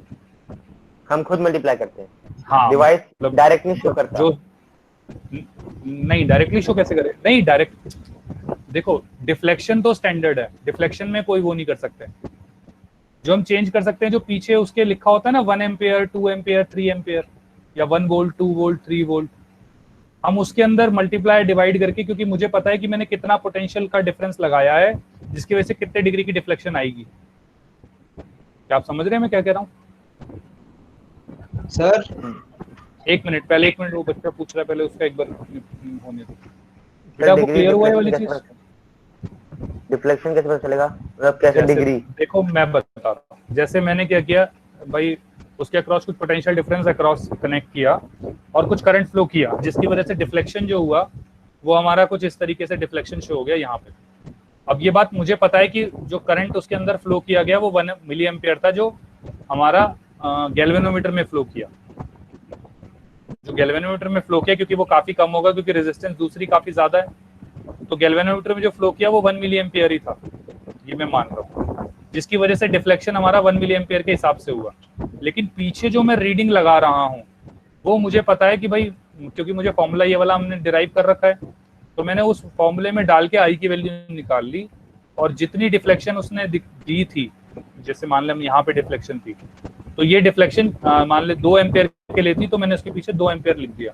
तो अगली बार जब वो डिफ्लेक्ट होगा तो मुझे पता है कि वो 2 एम्पियर के लिए हुआ है, लेकिन एक्चुअल में वो पीछे फॉर्मूला हमारा ये वाला जो चल रहा है, ये वही वाला केस जो मैंने वेट के लिए बताया था। एक्चुअली में मीटर वो वेट करता है, लेकिन डिवाइड करके हम जी से उसको मास में कन्वर्ट करके सबको बताते हैं। ठीक है सर, जो आई निकलता है हमें वो,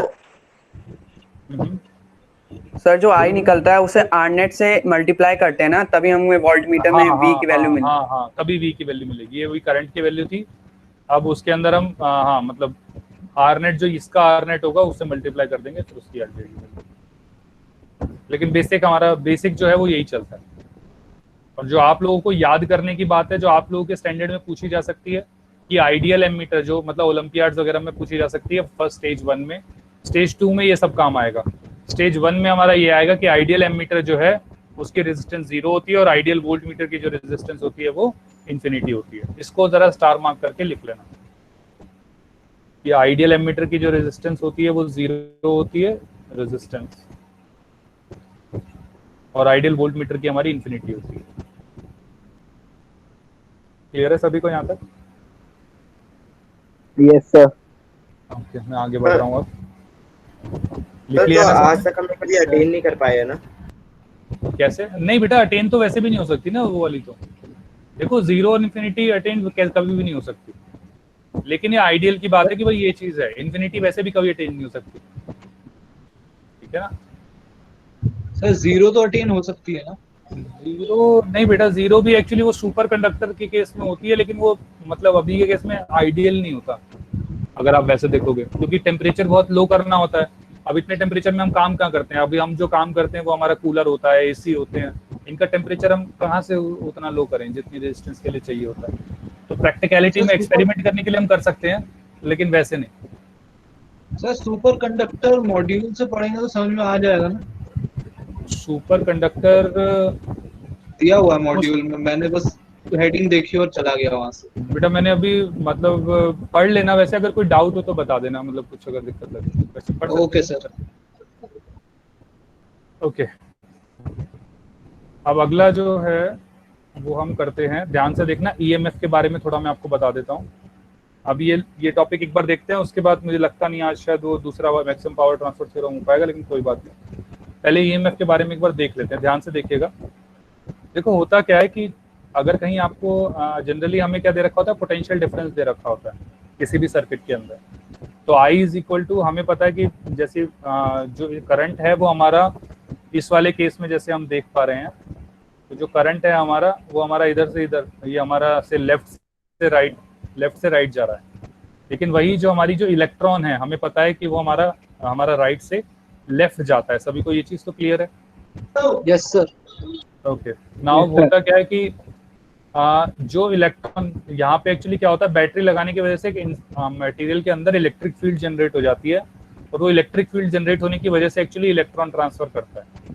या उन चीज़ों को छोड़ो, बस आसान भाषा में हमारी जो बैटरी है वो एनर्जी देती है, और एनर्जी देने की वजह से वो इलेक्ट्रॉन जाता है अपनी एनर्जी, जो एनर्जी उसे मिली है उसको वो दे के आता है पंखे चलाने में, AC चलाने में, कूलर चलाने में, आपका PC चलाने में, आप कुछ भी लगा सकते हैं, या आपका रिमोट चलाने में, और फिर वो इलेक्ट्रॉन वापस से ये पॉजिटिव पोटेंशियल के पास आ जाता है। अब होता क्या है, जब ये पॉजिटिव पोटेंशियल के पास आया यहाँ पे, तो पॉजिटिव पोटेंशियल इस इलेक्ट्रॉन को यहाँ भेजता है।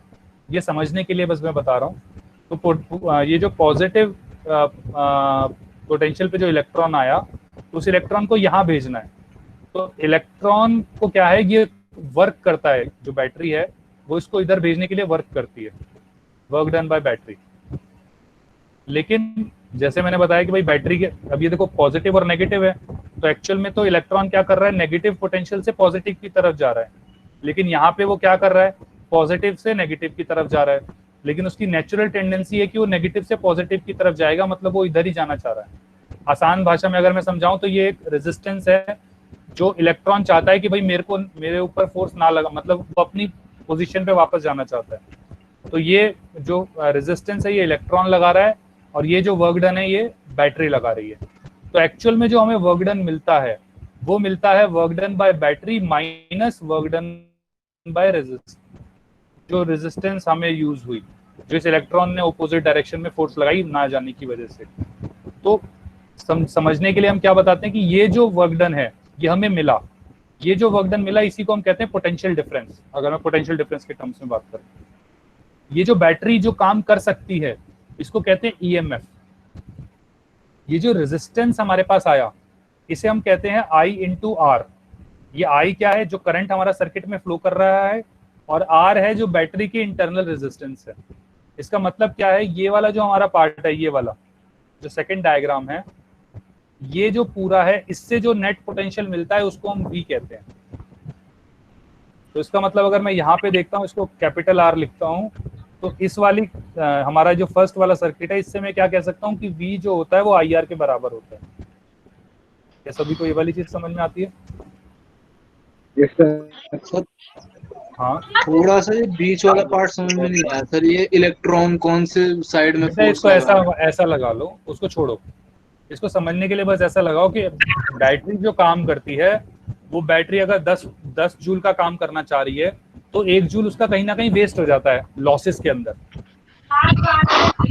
बैटरी की अगर कैपेसिटी है बैटरी की 10 जूल काम करने की, तो एक लॉस होता है, वो अप्रोक्सीमेटली 1 जूल का लॉस हो जाता है। तो एक्चुअल में जो बैटरी काम कर पाती है वो 9 जूल का काम कर पाती है। तो ये जो लॉस है, ये मैं बताना चाह रहा हूँ, ये IR होता है। जो बैटरी काम कर सकती है एक्चुअल में वो E होता है, लेकिन जो करती है, मतलब जो कर सकती है वो E होता है, EMF, और जो एक्चुअल में करती है वो हमारा पोटेंशियल डिफरेंस होता है। क्या मतलब समझ में आ गया सबको ये वाली चीज का? सर ये IR क्या है? IR बेटा जो लॉस हुआ हमारा इस रेजिस्टेंस के अक्रॉस, ये जो स्मॉल रेजिस्टेंस है, ये होने की वजह से जो लॉस होगा हमारा, क्योंकि जब IR तो V होता है। हाँ बेटा IR, तो इसका मतलब कुछ पोटेंशियल ड्रॉप होगा ना जो इस रेजिस्टेंस की वजह से होगा। जैसे मान लो हमारे पास टोटल बैटरी की 5, बेटा ये क्यों होगी बेटा, ये नेचुरल है। कुछ चीजें होती है लॉस, जो नेचुरल लॉस होते हैं उसमें होते ही होते हैं वो। जैसे अगर कभी आप, ठीक है ना, आप कुछ भी कोई भी काम करते हैं तो वो 100%, जैसे आपने अगर मतलब लाइट जलाई, तो जितनी एनर्जी लाइट ने खाई वो सारी की सारी मतलब लाइट तक नहीं पहुंची। मीटर ने ज्यादा खाएगा, लेकिन कुछ हीट लॉस होगा वायर के अक्रॉस जाने से, ठीक है, और कुछ होगा हीट की वजह से जो गर्म होता है शुरू में फिलामेंट। तो इस तरीके से बेसिक लॉस होते हैं। अगर आसान भाषा में समझो तो अब ऐसा लगाओ आपने गैस जलाई, उसके ऊपर पतीला रखा और उसके ऊपर पानी रखा गर्म होने के लिए, तो अब क्या होता है, जब आपने गैस जलाई तो गैस से पहले पतीला गर्म होगा, उसके बाद आपका पानी गर्म होगा। तो कुछ हीट ऐसी होगी जो लॉस होगी पतीले के अंदर, जो पतीला खा जाएगा। सेकेंडली, कुछ हीट ऐसी लॉस होगी जो गैस से तो निकलेगी, लेकिन उसके गैस के बगल में जो एयर है वो हीट वहां चली जाएगी, बगल वाली एयर पे। तो सारी हीट मतलब पतीले पे नहीं जाएगी, कुछ पतीला खा जाएगा, और पतीले के बाद कुछ जो होगी वो पानी पे पहुंचेगी। तो जो पतीला खा गया और जो आसपास की एयर खा गई, इसको हम लॉसेस कहते हैं। क्या ये चीज समझ में आई आपको एग्जांपल के तौर पे? ये सर ये मतलब बैटरी के अंदर होता है? हाँ बेटा, बैटरी के अंदर ही लॉस होता है। बैटरी होने की वजह से बैटरी के अंदर भी एक अपनी रेजिस्टेंस होती है, जो जिसको हम इंटरनल रेजिस्टेंस कहते हैं, स्मॉल आर। इस स्मॉल आर को हम कहते हैं internal resistance of the battery. अब क्या हुआ, ध्यान से देखिए।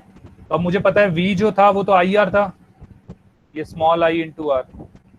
तो इसको मैंने लिखा I into capital R is equal to E into IR। इसको इधर ले गए तो I into R plus I into small r is equal to E। तो जो हमारे पास I की वैल्यू आ गई, I is equal to E upon में R प्लस R। क्या सभी को ये चीज क्लियर है? सर कैपिटल आर और स्मॉल आर क्या है? बेटा कैपिटल आर तो है जो पहले से जो भी बैटरी के अक्रॉस रेजिस्टेंस आप कनेक्ट करोगे, ये वाला। और स्मॉल आर हो गई इंटरनल रेजिस्टेंस बैटरी की। अगर ईएमएफ दे रखा होगा तो स्मॉल आर दे रखा होगा साथ में। अगर सिर्फ पोटेंशियल डिफरेंस दे रखा होगा तो स्मॉल आर नहीं दे रखा होता। ओके सर, सर नोट कर रहा हूँ। कर लो बेटा एक बार। मैं एक चीज और लिख सर, जो नॉर्मल बैटरी होती है जैसे कि DC 9 वॉट की, तो ईएमएफ होता है कि मतलब पोटेंशियल डिफरेंस होता है उसका? वो जनरली ये तो मेजर करना पड़ेगा। वैसे अप्रोक्सीमेटली वो वोल्टेज ही देते हैं, क्योंकि मैंने बैटरी से मेजर करा था, तो अप्रोक्सीमेटली वो वोल्टेज ही देते हैं। वो एरर वगैरह लगा हटा के देते हैं।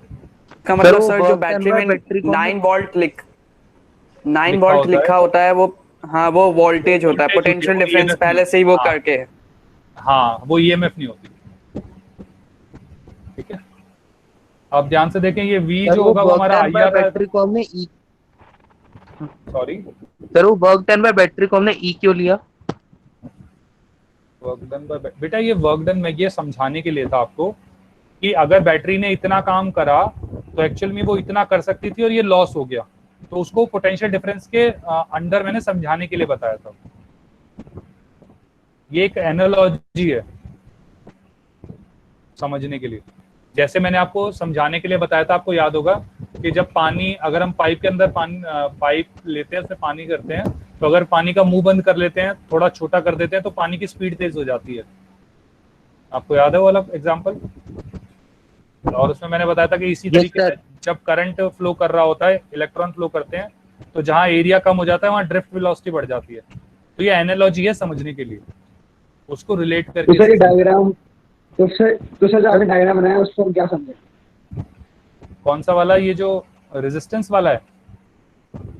ये सर, हाँ ये बेटा ये समझने के लिए कि एक्चुअल में जो हमने काम किया वो सारा काम इलेक्ट्रॉन की अपनी कुछ रेजिस्टेंस होती है, जिसकी वजह से, या बैटरी की एक अपनी रेजिस्टेंस होती है जिसकी वजह से वो एक्चुअल काम नहीं कर पाता। या तो इसको बना लो, नहीं तो इसको नहीं भी बनाओगे तो कोई दिक्कत नहीं। सर हाँ, तो जो नेगेटिव टर्मिनल होता है वो इलेक्ट्रॉन्स को रिपेल करने लग जाता है वायर के अंदर। नहीं इसको नेगेटिव नहीं, ऐसा कुछ नहीं है, ऐसा कुछ नहीं है। ये बस समझाने के लिए है कि नेगेटिव पॉजिटिव सिर्फ इसलिए समझाने के लिए है कि एक्चुअली थोड़ी बड़ी क्लासों में हम मतलब इलेक्ट्रिक फील्ड का जब बताते हैं तो उसमें फिर ये हो जाता है कि मतलब इलेक्ट्रिक फील्ड जो है वो पॉजिटिव से नेगेटिव जा रही है, तो इलेक्ट्रॉन अपोजिट डायरेक्शन में जाता है। बस वो समझाने के लिए होती है, और कुछ नहीं। क्योंकि इलेक्ट्रॉन जो होता है वो लोअर पोटेंशियल से हायर पोटेंशियल की तरफ जाता है, तो बस वो समझाने के लिए पॉजिटिव नेगेटिव लगा दिया ताकि आप लोग बड़े हो तो ऐसे कोई दिक्कत ना है, बस इसलिए पॉजिटिव नेगेटिव लगाया जाता है। सर तो फिर वो E क्या है? E बेटा EMF, इलेक्ट्रोमोटिव फोर्स।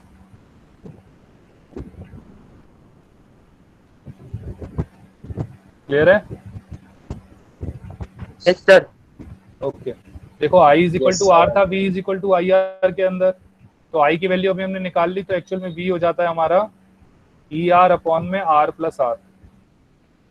तो कहीं ना कहीं जो हमारी R होती है वो हमारे कैपिटल R के ऊपर भी डिपेंड करता है, जो एक्सटर्नल रेजिस्टेंस होता है उसके ऊपर भी डिपेंड करता है। ये फॉर्मूला ये बताता है। तो अभी इसको नोट डाउन कर लें सभी।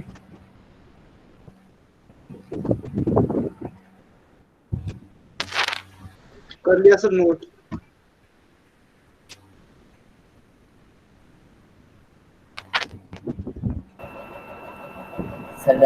सर ओके हाँ बेटा। सर ये जो IR है ये बैटरी का रेजिस्टेंस है। हाँ बेटा बैटरी का रेजिस्टेंस है R। IR है जो बैटरी के अक्रॉस पोटेंशियल ड्रॉप हुआ उस रेजिस्टेंस की वजह से। Okay sir.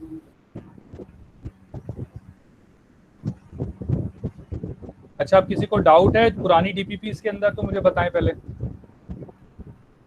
Sir power loss क्या होता है? पावर लॉस भी बेटा इसी से ही आता है जो हमने पावर जब हमने हीट नहीं पढ़ा था, हीट में हमने क्या पढ़ा था I² RT। Yes sir. तो पावर लॉस हो जाएगा हमारा I² R। जैसे मैं आपको एग्जांपल अगर लेके बताऊं तो उसमें थोड़ा सा उसमें हो जाएगा, थोड़ा टाइम लग जाएगा। पहले एक बार वो ले लेते हैं, किसी के क्वेश्चन है बेटे डीपीपी के, उसके बाद मैं टॉपिक के बोला चाहे ले लूंगा पहले। लेकिन सर डीपीपी 9 में है। डीपीपी 9 में मैं एक मिनट बोल लेता हूँ, एक सेकंड रुके। क्वेश्चन आ सकते हैं जो संडे को टेस्ट है। क्या बेटा? सर इन टाइप्स के क्वेश्चन आ सकते हैं इससे रिलेटेड जो संडे का टेस्ट है।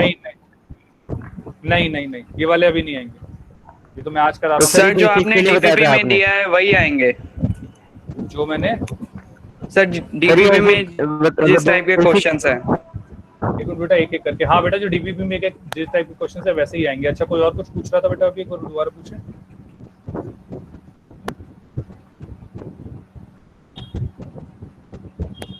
Sir question 4। क्वेश्चन 4 ठीक है।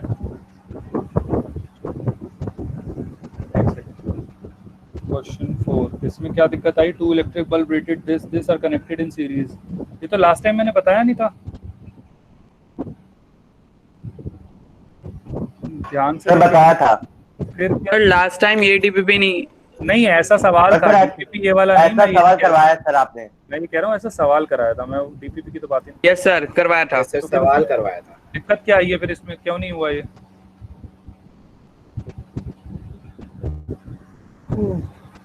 ओके और ऐसा सवाल भी हमने उस तरह से लिया था कि सीरीज में पैरेलल में जो नेट पोटेंशियल होगा आपको सर पैरेलल में एक और बल्ब था और फिर एक और बल्ब सीरीज में लगा हुआ था। नहीं वो तो चलो थोड़ा डिफिकल्ट था इसमें। देखो जब किसी बल्ब को एक डायरेक्ट तरीका बताता हूँ, अगर किसी बल्ब को हम डायरेक्ट लगाते हैं पैरेलल में तो अगर वो 100 वॉट का होगा ये 25 वॉट का होगा, तो जो नेट पावर होती है वो ऐड हो जाती है क्योंकि पैरेलल में पोटेंशियल ड्रॉप तो सेम है।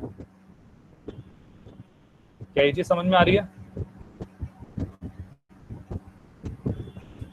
तो हेंस जो पावर हो जाती है वो डायरेक्टली ऐड हो जाती है। जैसा हमारा पिछली बार जो हमने टाइम के केस में किया था, जब हमने टी वगैरह बनाई थी, तो उस वाले केस में भी हमने ऐसे ही कुछ किया था। जबकि अगर मैं इस तरीके से अटैच कर देता हूँ तो जो पावर होती है नेट पावर उसको पैरेलल की तरह ऐड कर दो। जैसे हम पैरेलल में नेट रेजिस्टेंस निकालते हैं तो क्या इस तरीके से आ जाएगी? अच्छा इसमें सब में 20 आएगी तो वैसे तो वो भी नहीं हो पाएगा। हाँ वैसे यही है, थोड़ा दो कॉन्सेप्ट लगाने पड़ेंगे इसमें। ध्यान से देखें, पावर अगर मैं यहाँ से निकालता हूँ तो कितना आ जाता है 100 इंटू 25 अपॉन में 125 ये 5 से ये 20, तो हमारी जो नेट पावर आएगी वो 20 वॉट आएगी। तो इसका मतलब ऐड करके 20 वॉट आना चाहिए। तो 16 + 4 20, 4 + 4 16, तो ये तो नहीं हो सकता, 4 + 4 8 होता है। 44 126 ये भी नहीं हो सकता, 4 और 16 20 वॉट, तो ये भी हो सकता है, ये भी हो सकता है। इसके बाद लास्ट क्लास में मैंने आपको एक चीज़ और समझाई थी कि सीरीज में जब हम कनेक्ट करते हैं तो जिसकी पावर कम होती है वो सबसे ज़्यादा पावर प्रोड्यूस करता है। तो जैसे इसके अंदर 25 वॉट है तो ये ज़्यादा पावर प्रोड्यूस करेगा। तो ध्यान से देखें 16 4 या 4 16, तो फोर्थ वाला आंसर होगा। क्यों? क्योंकि ये ज़्यादा पावर प्रोड्यूस कर रहा है। क्या ये वाली चीज़ समझ में आई या नहीं? सर ये तो सर उसके हिसाब से होगा अगर कंपटीशन में दे रहे हैं। हाँ बेटा। सर अगर फॉर्मूला वाइज करना होगा तो कौन सा लगेगा? फॉर्मूला वाइज करेंगे तो सबसे पहले तो आपको R निकालना पड़ेगा। हाँ मैं बताता हूँ ना, प्रॉपर करेंगे तो इसको R1 इसको R2 मान लो। R1 क्या हो जाएगा? तो आ जाएगा V² अपॉन पावर। तो V² कितना 220 का whole square divided by 100, power यही थी, ठीक है। तो R1 हमारा कितना आ जाएगा 484, वहीं R2 आ जाएगा क्योंकि 4 टाइम्स है तो 484 इंटू 5। ये चीज क्लियर है R2 और R1 के बारे में? 4 सॉरी 5 नहीं 4। Yes clear sir. है? तो R1 आ गया, R2 आ गया, R1 आ गया, R2 आ गया। अब इसमें करंट कितना फ्लो करेगा? Yes sir. सर R2 बेटा इसमें 100 की जगह 484 क्यों आया? 25 रह जाएगा ना, क्योंकि वोल्टेज तो सेम है। देख सर कैलकुलेट नहीं करना चाहिए सर रेजिस्टेंस, नहीं तो फिर बहुत दिक्कत हो जाती है। नहीं कोई बात नहीं, लेकिन मैं तो वैसे बता रहा हूँ कि भाई ये 4 ही आएगा। ये चीज समझ में आई 4 या नहीं आया समझ में? यस सर आ गया। अब क्या हुआ? आ गया सर। आ गया। अब देखो ये दोनों ओके। अब देखो ये दोनों क्या है, सीरीज में है, तो नेट रेजिस्टेंस हमारी डायरेक्ट हो जाएगी 484 इंटू 5, क्योंकि 484 प्लस 484 इंटू 4 है। तो ये समझ में आ गया 484 इंटू 5 नेट रेजिस्टेंस।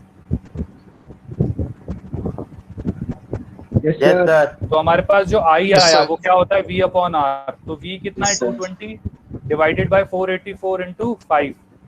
तो 5 से अब ध्यान से देखो 22 10 सा 22 का स्क्वायर ही होता है 484, तो ये 22 रह जाएगा। सिमिलरली आ जाएगा 5 2 सा और ये आएगा 11। तो हमारे पास जो करंट आ गया वो 1/11 एम्पियर आ गया। ये सबको क्लियर है? Yes sir. अब क्या हुआ? अब भाई करंट तो दोनों में सेम है, लेकिन अब पावर किस में ज्यादा होगी? जिसकी रेजिस्टेंस ज्यादा है। रेजिस्टेंस ज्यादा R2 की है, तो आपको करना कुछ नहीं है, R1 के साथ मल्टीप्लाई कर दीजिए करंट को, तो I इंटू R1, तो 484 इंटू में 1/11 आई थिंक है ना। हाँ आ गया, नहीं आया, कुछ गलती आई क्या? सर आई स्क्वायर नहीं होना चाहिए? अच्छा आई स्क्वायर होना चाहिए, सॉरी। हाँ ठीक है, आई तो स्क्वायर फिर वो आ जाएगा 1/11 हो गया 121 484 अपॉन 121। तो सीधा 121 484 होता है, तो हमारा पावर आ गया P14 4 what. Yes sir. Similarly P2 भी आ जाएगा। क्लियर है ये वाली चीज? कोई डाउट? Yes sir. ठीक है, और कोई डाउट किसी को? Sir 6 no sir. 6 नहीं बेटा, जिसको है उसको बोल देंगे। Okay, how many electrons flow through a filament of 120 volt 640 electric bulb पर सेकंड। इलेक्ट्रॉन निकालने हैं भाई, करंट सर ये तो V स्क्वायर अपॉन P से करंट निकाल लेंगे और फिर उसके बाद 10 की पावर 14 कैसे हो रहा है? क्या बेटा? इसमें मुझे भी डाउट है सर, 10 की पावर 14 कैसे आ रहा है इसमें? सर 10 की पावर 18 आना चाहिए। कितना आना चाहिए? सर कोड कर देगा मैंने। 10 की पावर 14 नहीं आ रहा है। हाँ अच्छा सर मैं एक वो बार देख ले। आंसर। अच्छा आंसर में गलती हो सकती है, फिर हो सकता है। हाँ तो रिपोर्ट कर दो। 120 के साथ डिवाइड किया, ये 1/2 एम्पियर आ गया। अच्छा 1 एम्पियर के अंदर हमारे कितने इलेक्ट्रॉन होते हैं? 6.25 into 10 की पावर 18 होता है। हाँ तो ऑप्शन 1 आंसर है, गलती से ऑप्शन आ गया ये वाला। ऑप्शन 1 आंसर है, ठीक है। 13 ओके। एक सेकंड आ गया। इसमें क्या हुआ है? 2 kilometre power is transmitted through a 10 ohm line at 220 the power loss in the heat. Okay, तो इसमें सबसे पहले आप करंट फाइंड आउट करो कि करंट कितना होगा। तो पावर हमें दे रखी है 10 ohm, रेजिस्टेंस वोल्ट दे रखा है।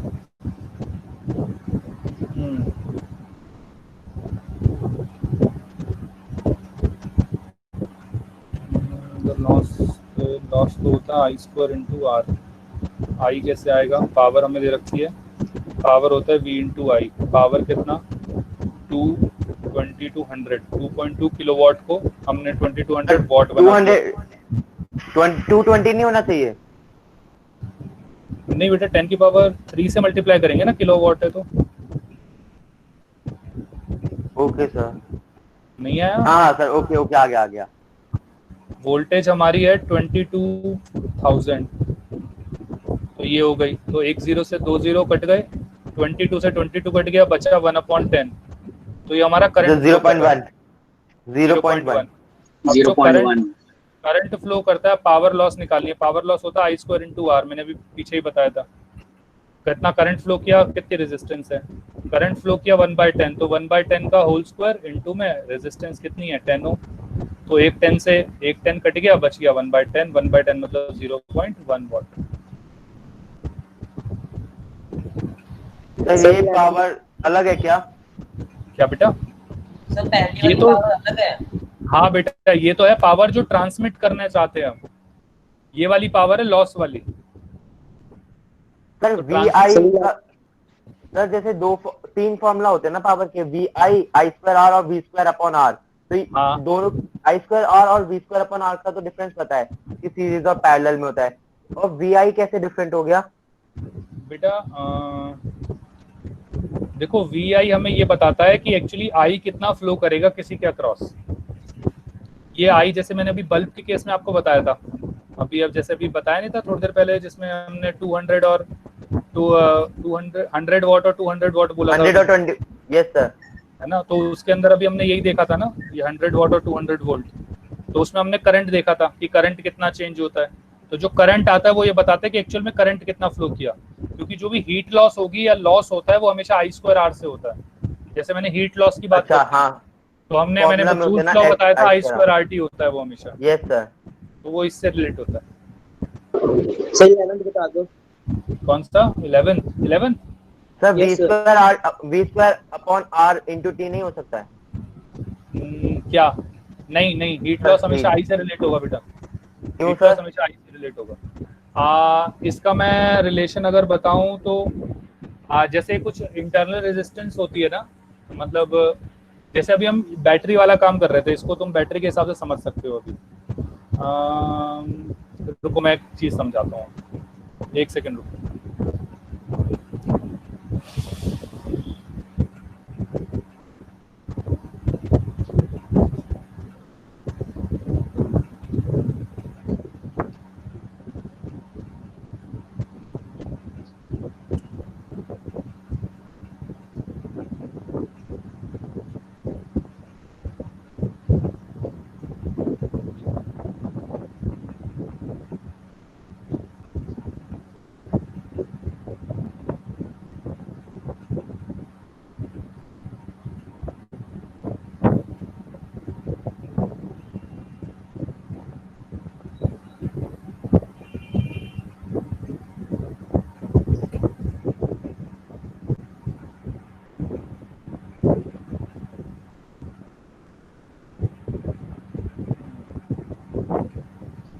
अभी ऊपर ये वाला सर्किट दिख रहा है आपको, मैक्सिमम पावर ट्रांसफर थ्योरम लिखा हुआ है इसमें, जो फर्स्ट वाला डायग्राम। यस सर, दिख रहा है।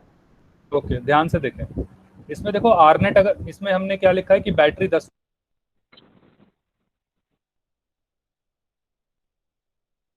सर आपको किसी ने म्यूट सर आप म्यूटेड कर दिया sir, you are muted sir you are muted, troller आ गया, you are muted, you are muted. किसने कर दिया गलती से या जानबूझ के? Sir troller again, sir troller था कोई, ट्रोलर बाहर हो गया वो अभी या नहीं हुआ? सर ये ट्रोलर कोई है प्लीज? सर नहीं हुआ। सर नहीं, सर है अभी। ओके मैं करता हूँ। हर्ष सर कोई है क्या अभी?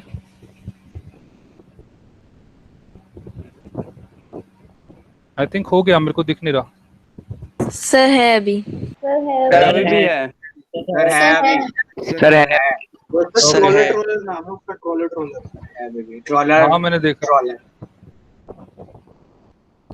हेलो हर्ष सर।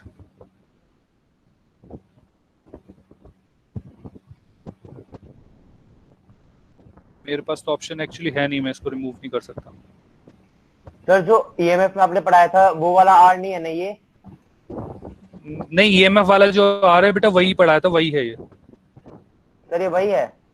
हाँ बेटा वही है।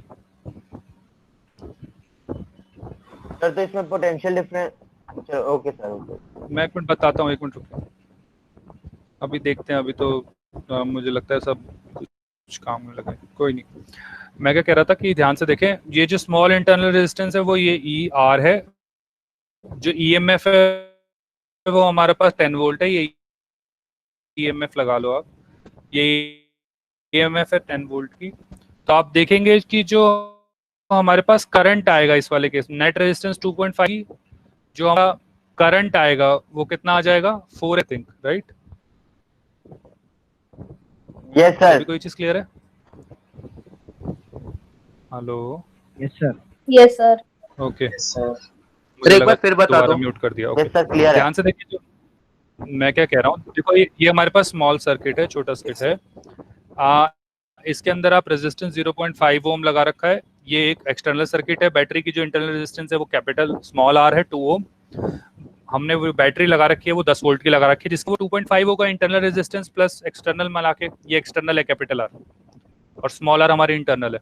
तो नेट रेजिस्टेंस 2.5 हो जाएगा, ऐड करेंगे तो ईएमएफ हमारी 10 वोल्ट हो जाएगी। करंट जो आएगा वो हमारी ई अपॉन आर करके आएगा, तो 4 एम्पियर आ जाएगा। क्या सबको ये वाली चीज क्लियर है?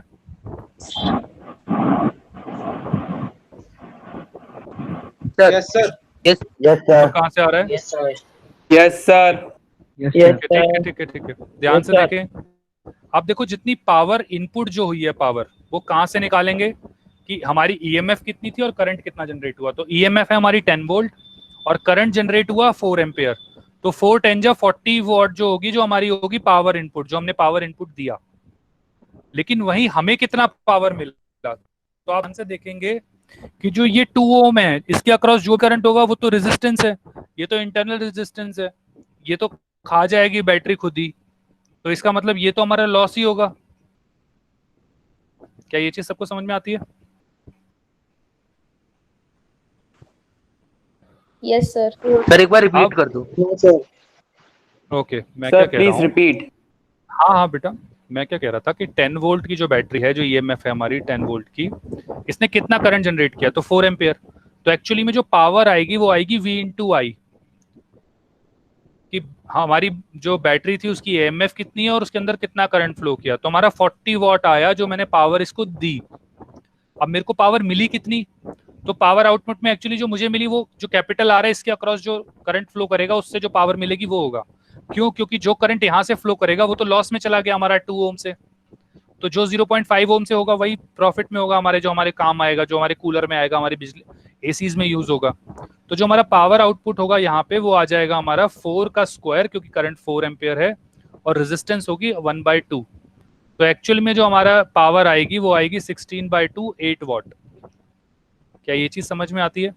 तो जो पावर आउटपुट आती है हमेशा, इसीलिए हम कैपिटल आर लिखते हैं, क्योंकि इंटरनल रेजिस्टेंस टाइप की चीजें हो सकती हैं जिससे उसकी लॉस हो जाए। तो हम जनरली जो रेजिस्टर है मल्टीप्लाई उसके अंदर कितना करंट फ्लो कर रहा है, ये हमारा हम बेसिकली कहते हैं कि ये हमें पावर मिलेगी।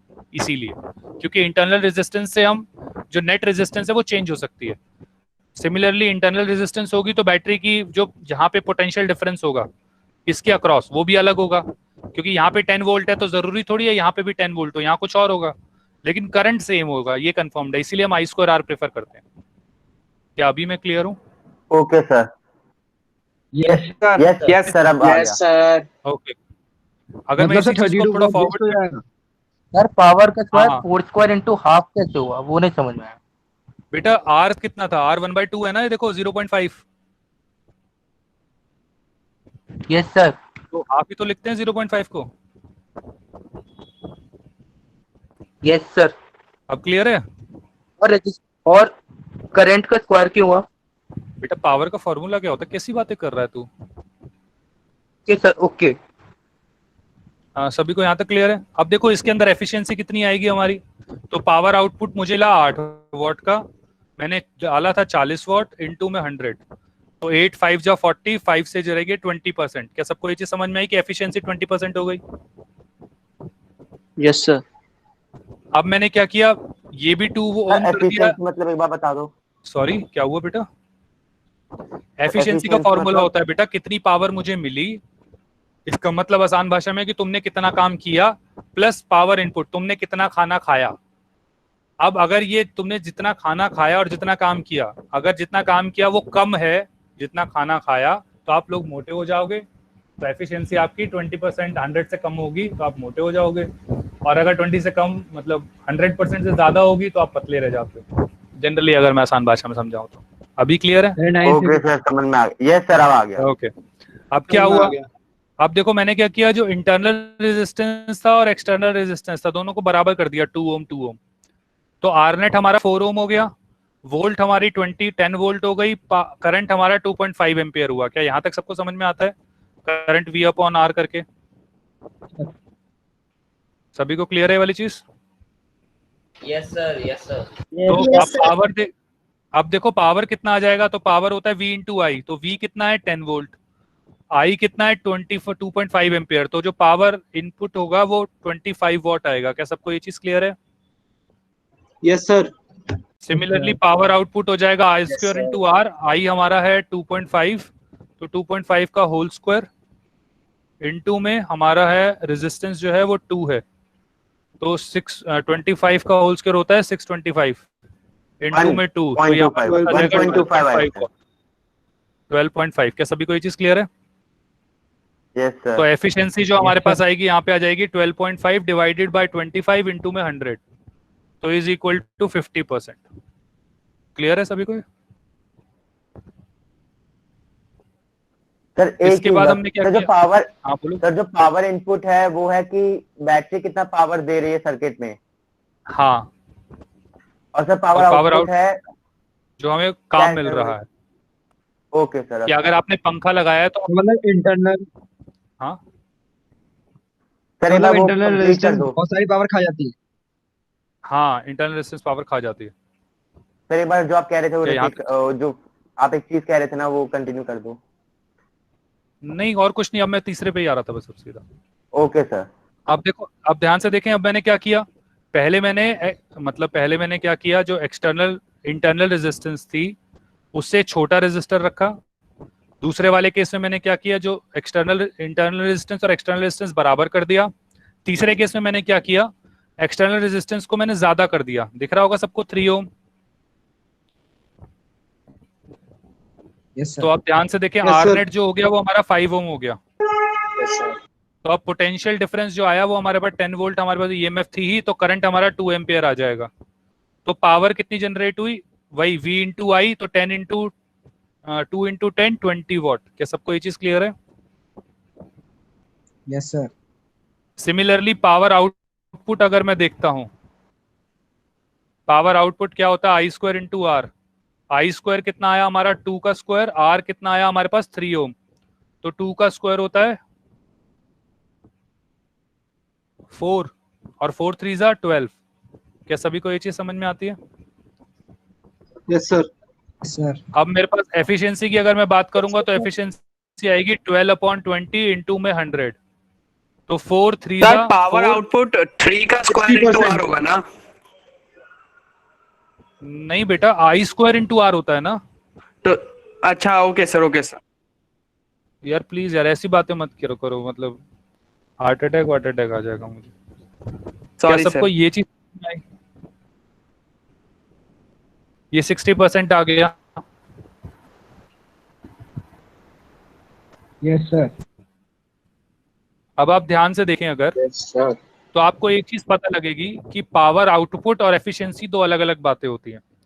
पावर आउटपुट होता है जो मुझे पावर मिली, एफिशिएंसी होती है मैंने कितनी पावर लगाई और उसके बाद मुझे कितनी पावर मिली। क्या दोनों को ये चीज समझ में आती है सबको? Yes, sir. Yes sir. अब ध्यान से अगर आप तीनों केसों में देखेंगे तो एफिशिएंसी सबसे कम है फर्स्ट वाले केस में, दूसरे नंबर पे मिडिल वाला केस, और थर्ड में सबसे अच्छी हमारी जिसमें हमारे एक्सटर्नल रेजिस्टेंस ज्यादा है। वहीं पावर आउटपुट जब आप देखेंगे तो आपको दिखता है कि पावर आउटपुट एक में 8 वॉट है, दूसरे में 12.5 है और तीसरे में 12 है। इसका मतलब जो मैक्सिमम है जो पावर मुझे मिलेगी वो मिलेगी जब इंटरनल रेजिस्टेंस एक्सटर्नल रेजिस्टेंस के बराबर होगा। ये मैक्सिमम पावर आउटपुट है। एफिशिएंसी इस टाइम पे 50% है, दैट्स अ डिफरेंट मैटर।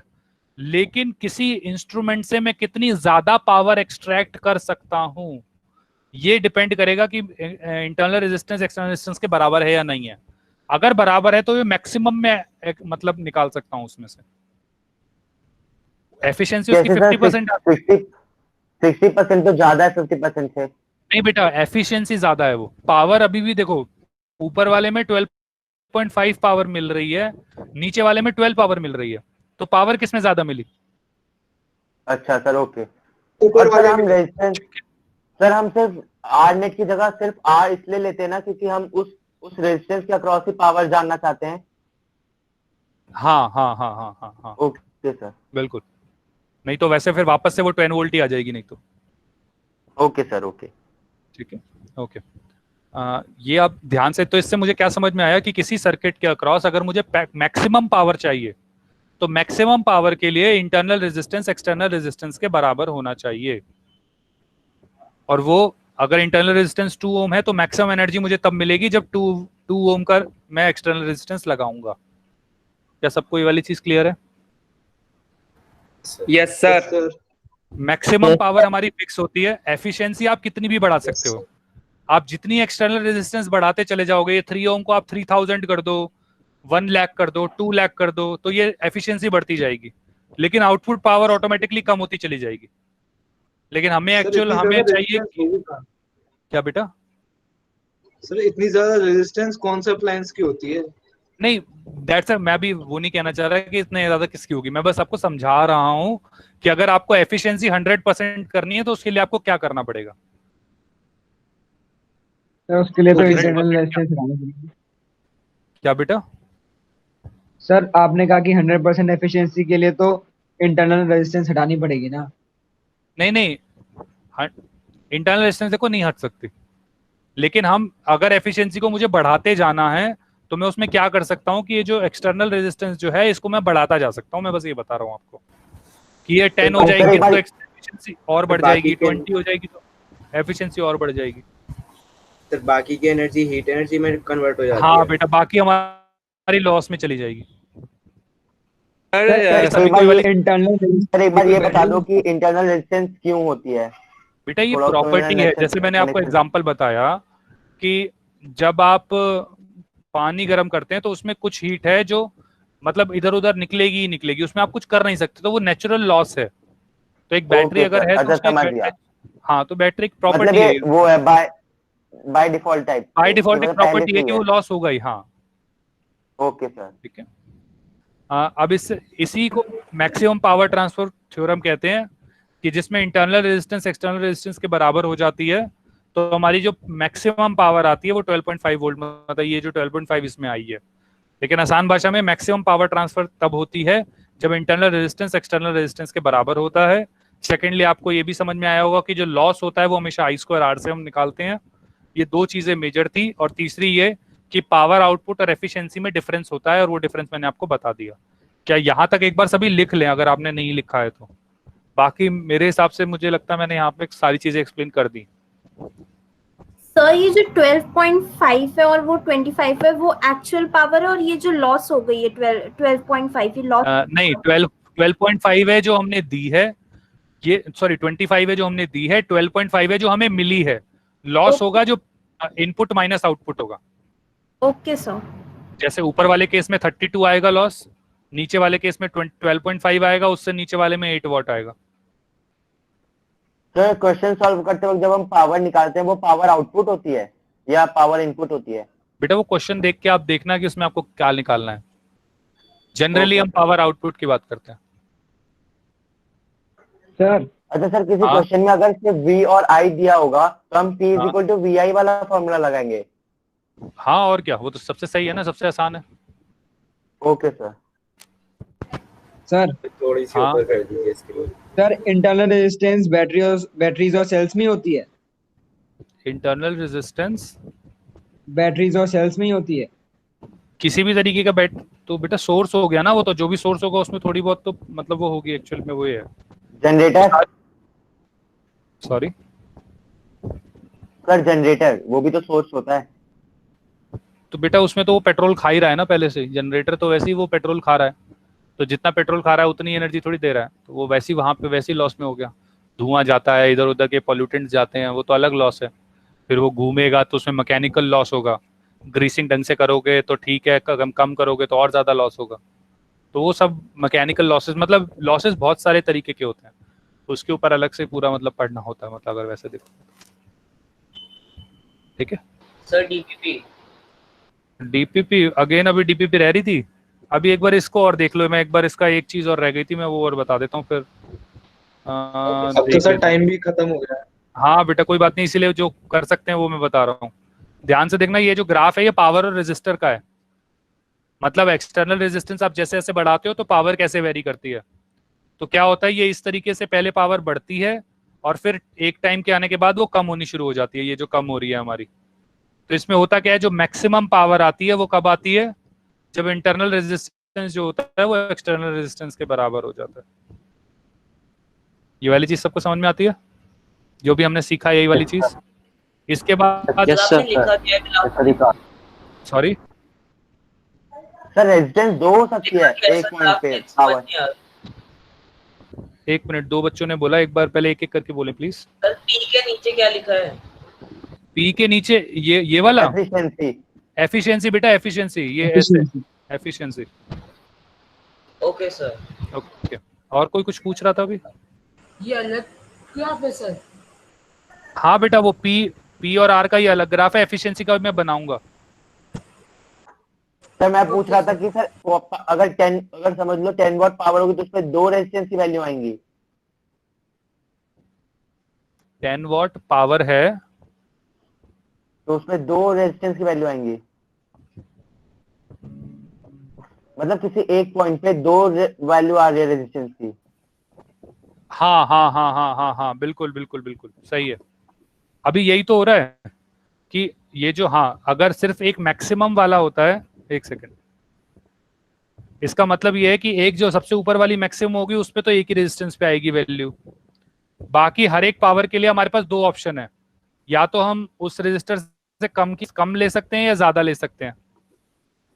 तो या तो अगर मुझे पावर इतनी चाहिए, से 12 वोल्ट ही चाहिए, 12 वॉट, तो 12 वॉट के लिए या तो यहाँ पे होगा या यहाँ पे होगा। अब हमें क्या पता है कि भाई एफिशिएंसी जो होती है वो इस साइड पे ज्यादा होती है, राइट हैंड साइड पे, तो हम इसीलिए सेकंड वाला प्रेफर करते हैं, फर्स्ट वाला प्रेफर नहीं करेंगे। क्यों? क्योंकि यहाँ पे लॉस भी ज्यादा होगा, पावर तो मुझे उतनी मिलेगी लेकिन लॉस ज्यादा होगा, एफिशिएंसी कम होगी, तो इसीलिए जनरली मैं राइट साइड वाला ही प्रेफर करता हूँ। ओके सर, क्लियर है? सर ये जो ग्राफ है वो ओरिजिन से शुरू हुआ है? हाँ बेटा, ओरिजिन से, क्योंकि जब इंटरनल रेजिस्टेंस 0 है तो पावर चलेगी नहीं ना।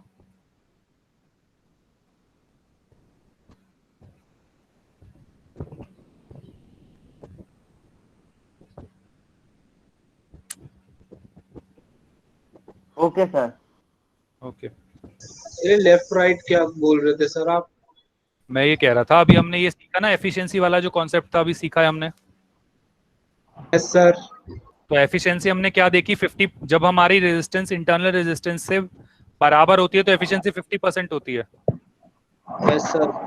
उससे छोटी होगी अगर रेजिस्टेंस तो एफिशिएंसी भी कम होती है, पावर तो हमें कम मिलेगी लेकिन एफिशिएंसी भी कम मिलेगी। लेकिन जब हम एक्सटर्नल रेजिस्टेंस ज्यादा करते हैं तो पावर तो कम मिलती है लेकिन एफिशिएंसी ज्यादा होती है। तो अगर मुझे पावर कम चाहिए तो मैं एफिशिएंसी ज्यादा रखूंगा ना, एफिशिएंसी कम क्यों लूंगा? तो इसीलिए जनरली हम, एक सेकेंड, मतलब ये मैं इसीलिए बता रहा था कि हम जनरली जो रेजिस्टेंस है वो मतलब इंटरनल रेजिस्टेंस से ज्यादा ही रखते हैं। अब समझ में आ गया? Yes sir. ओके, अब एक बार ये वाला ग्राफ और देख लेते हैं जिसमें एफिशिएंसी वाला था। एफिशिएंसी वाला, एक मिनट यार, चल क्यों नहीं रहा, एक सेकेंड, हैंग हो गया बेटा।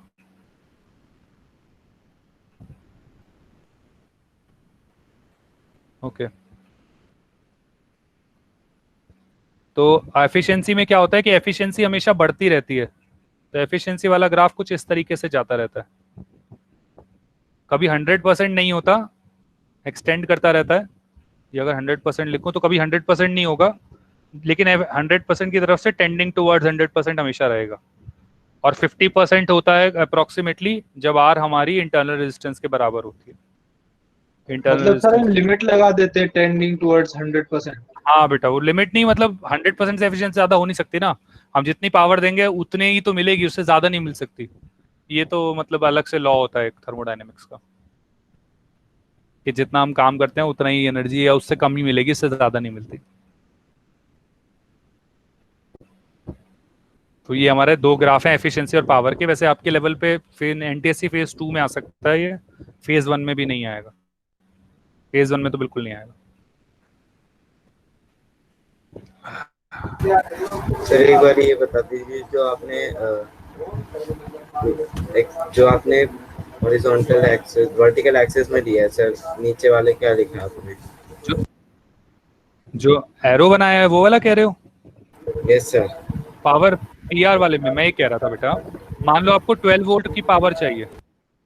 अभी मैंने इस वाले केस के हिसाब से मैं बता रहा हूँ कि हमें मैक्सिमम पावर जो मिल रही थी वो कितनी मिल रही थी, 12.5 वॉट। तो आपको चाहिए 12 वॉट पावर। तो 12 वॉट पावर आपके पास दो केस हो सकते हैं 12 वॉट पावर के लिए। या तो आप ये यहाँ पे रेजिस्टेंस ये R1 ले सकते हो, या आप ये रेजिस्टेंस R2 ले सकते हो। अब लेकिन हमें पता है जब इंटरनल रेजिस्टेंस से आपकी रेजिस्टेंस कम होती है तो जो एफिशिएंसी होती है हम देखते हैं वो 50% से कम होती है। वहीं जब इंटरनल रेजिस्टेंस से ज्यादा होती है तो वो 50% से ज्यादा होती है। पावर मुझे 12 वोल्ट ही चाहिए, तो मैं कोशिश ये करूंगा ना कि मुझे कम से कम एफिशिएंसी तो ज्यादा मिले। Yes sir. समझ में आ गया वाली चीज? क्योंकि यहाँ पे तो मेरी लॉस ही लॉस है, मुझे पावर भी कम मिल रही है, मुझे एफिशिएंसी भी नहीं मिल रही, मेरी लॉस ज्यादा हो रहा है। यहाँ पे ये पावर तो मुझे कम ही चाहिए, लेकिन मेरी एफिशिएंसी तो कम से कम ज्यादा है कि जितनी पावर मैं दे रहा हूँ उसके आसपास ही मुझे मिल रही है। Yes sir. ये सिंबल कौन सा है सर जिससे आपने एफिशिएंसी को डिनोट किया है? सर इसे मुझे तो याद नहीं आता, मतलब मुझे पता नहीं है ऐसे इसका सिंबल का नाम, बस एफिशिएंसी बोलते हैं। मुझे भी ध्यान नहीं है, मैं अगली क्लास में बता दूंगा आपको। ईटा शायद, ईटा, आई डोंट नो, मतलब श्योर नहीं हूं मैं सर। बीटा एक बार देख लूंगा एक बार इसको। सर तो 100% ईटा ईटा ईटा 100% एफिशिएंसी मतलब 100% एफिशिएंसी अचीव हो सकती है? 100% नहीं हो सकती, मैंने इसलिए टेंडिंग करा है, मैंने नहीं पहुंचाया वहां तक, थोड़ा गैप है। Okay sir. ठीक है, वो हमेशा टेंडिंग रहेगी, मतलब पहुंचेगी नहीं उस तक। जो मैंने आपको बताया था 1 लाख कर दो तो बढ़ जाएगी इस तरीके से। चलो आई थिंक आज का टाइम ज्यादा हो गया, मैं अगली क्लास में शुरुआत में थोड़े डाउट ले लूंगा, नो प्रॉब्लम। मैंने तैयार तो सारा चीजें कर रखी हैं तो उसमें कोई दिक्कत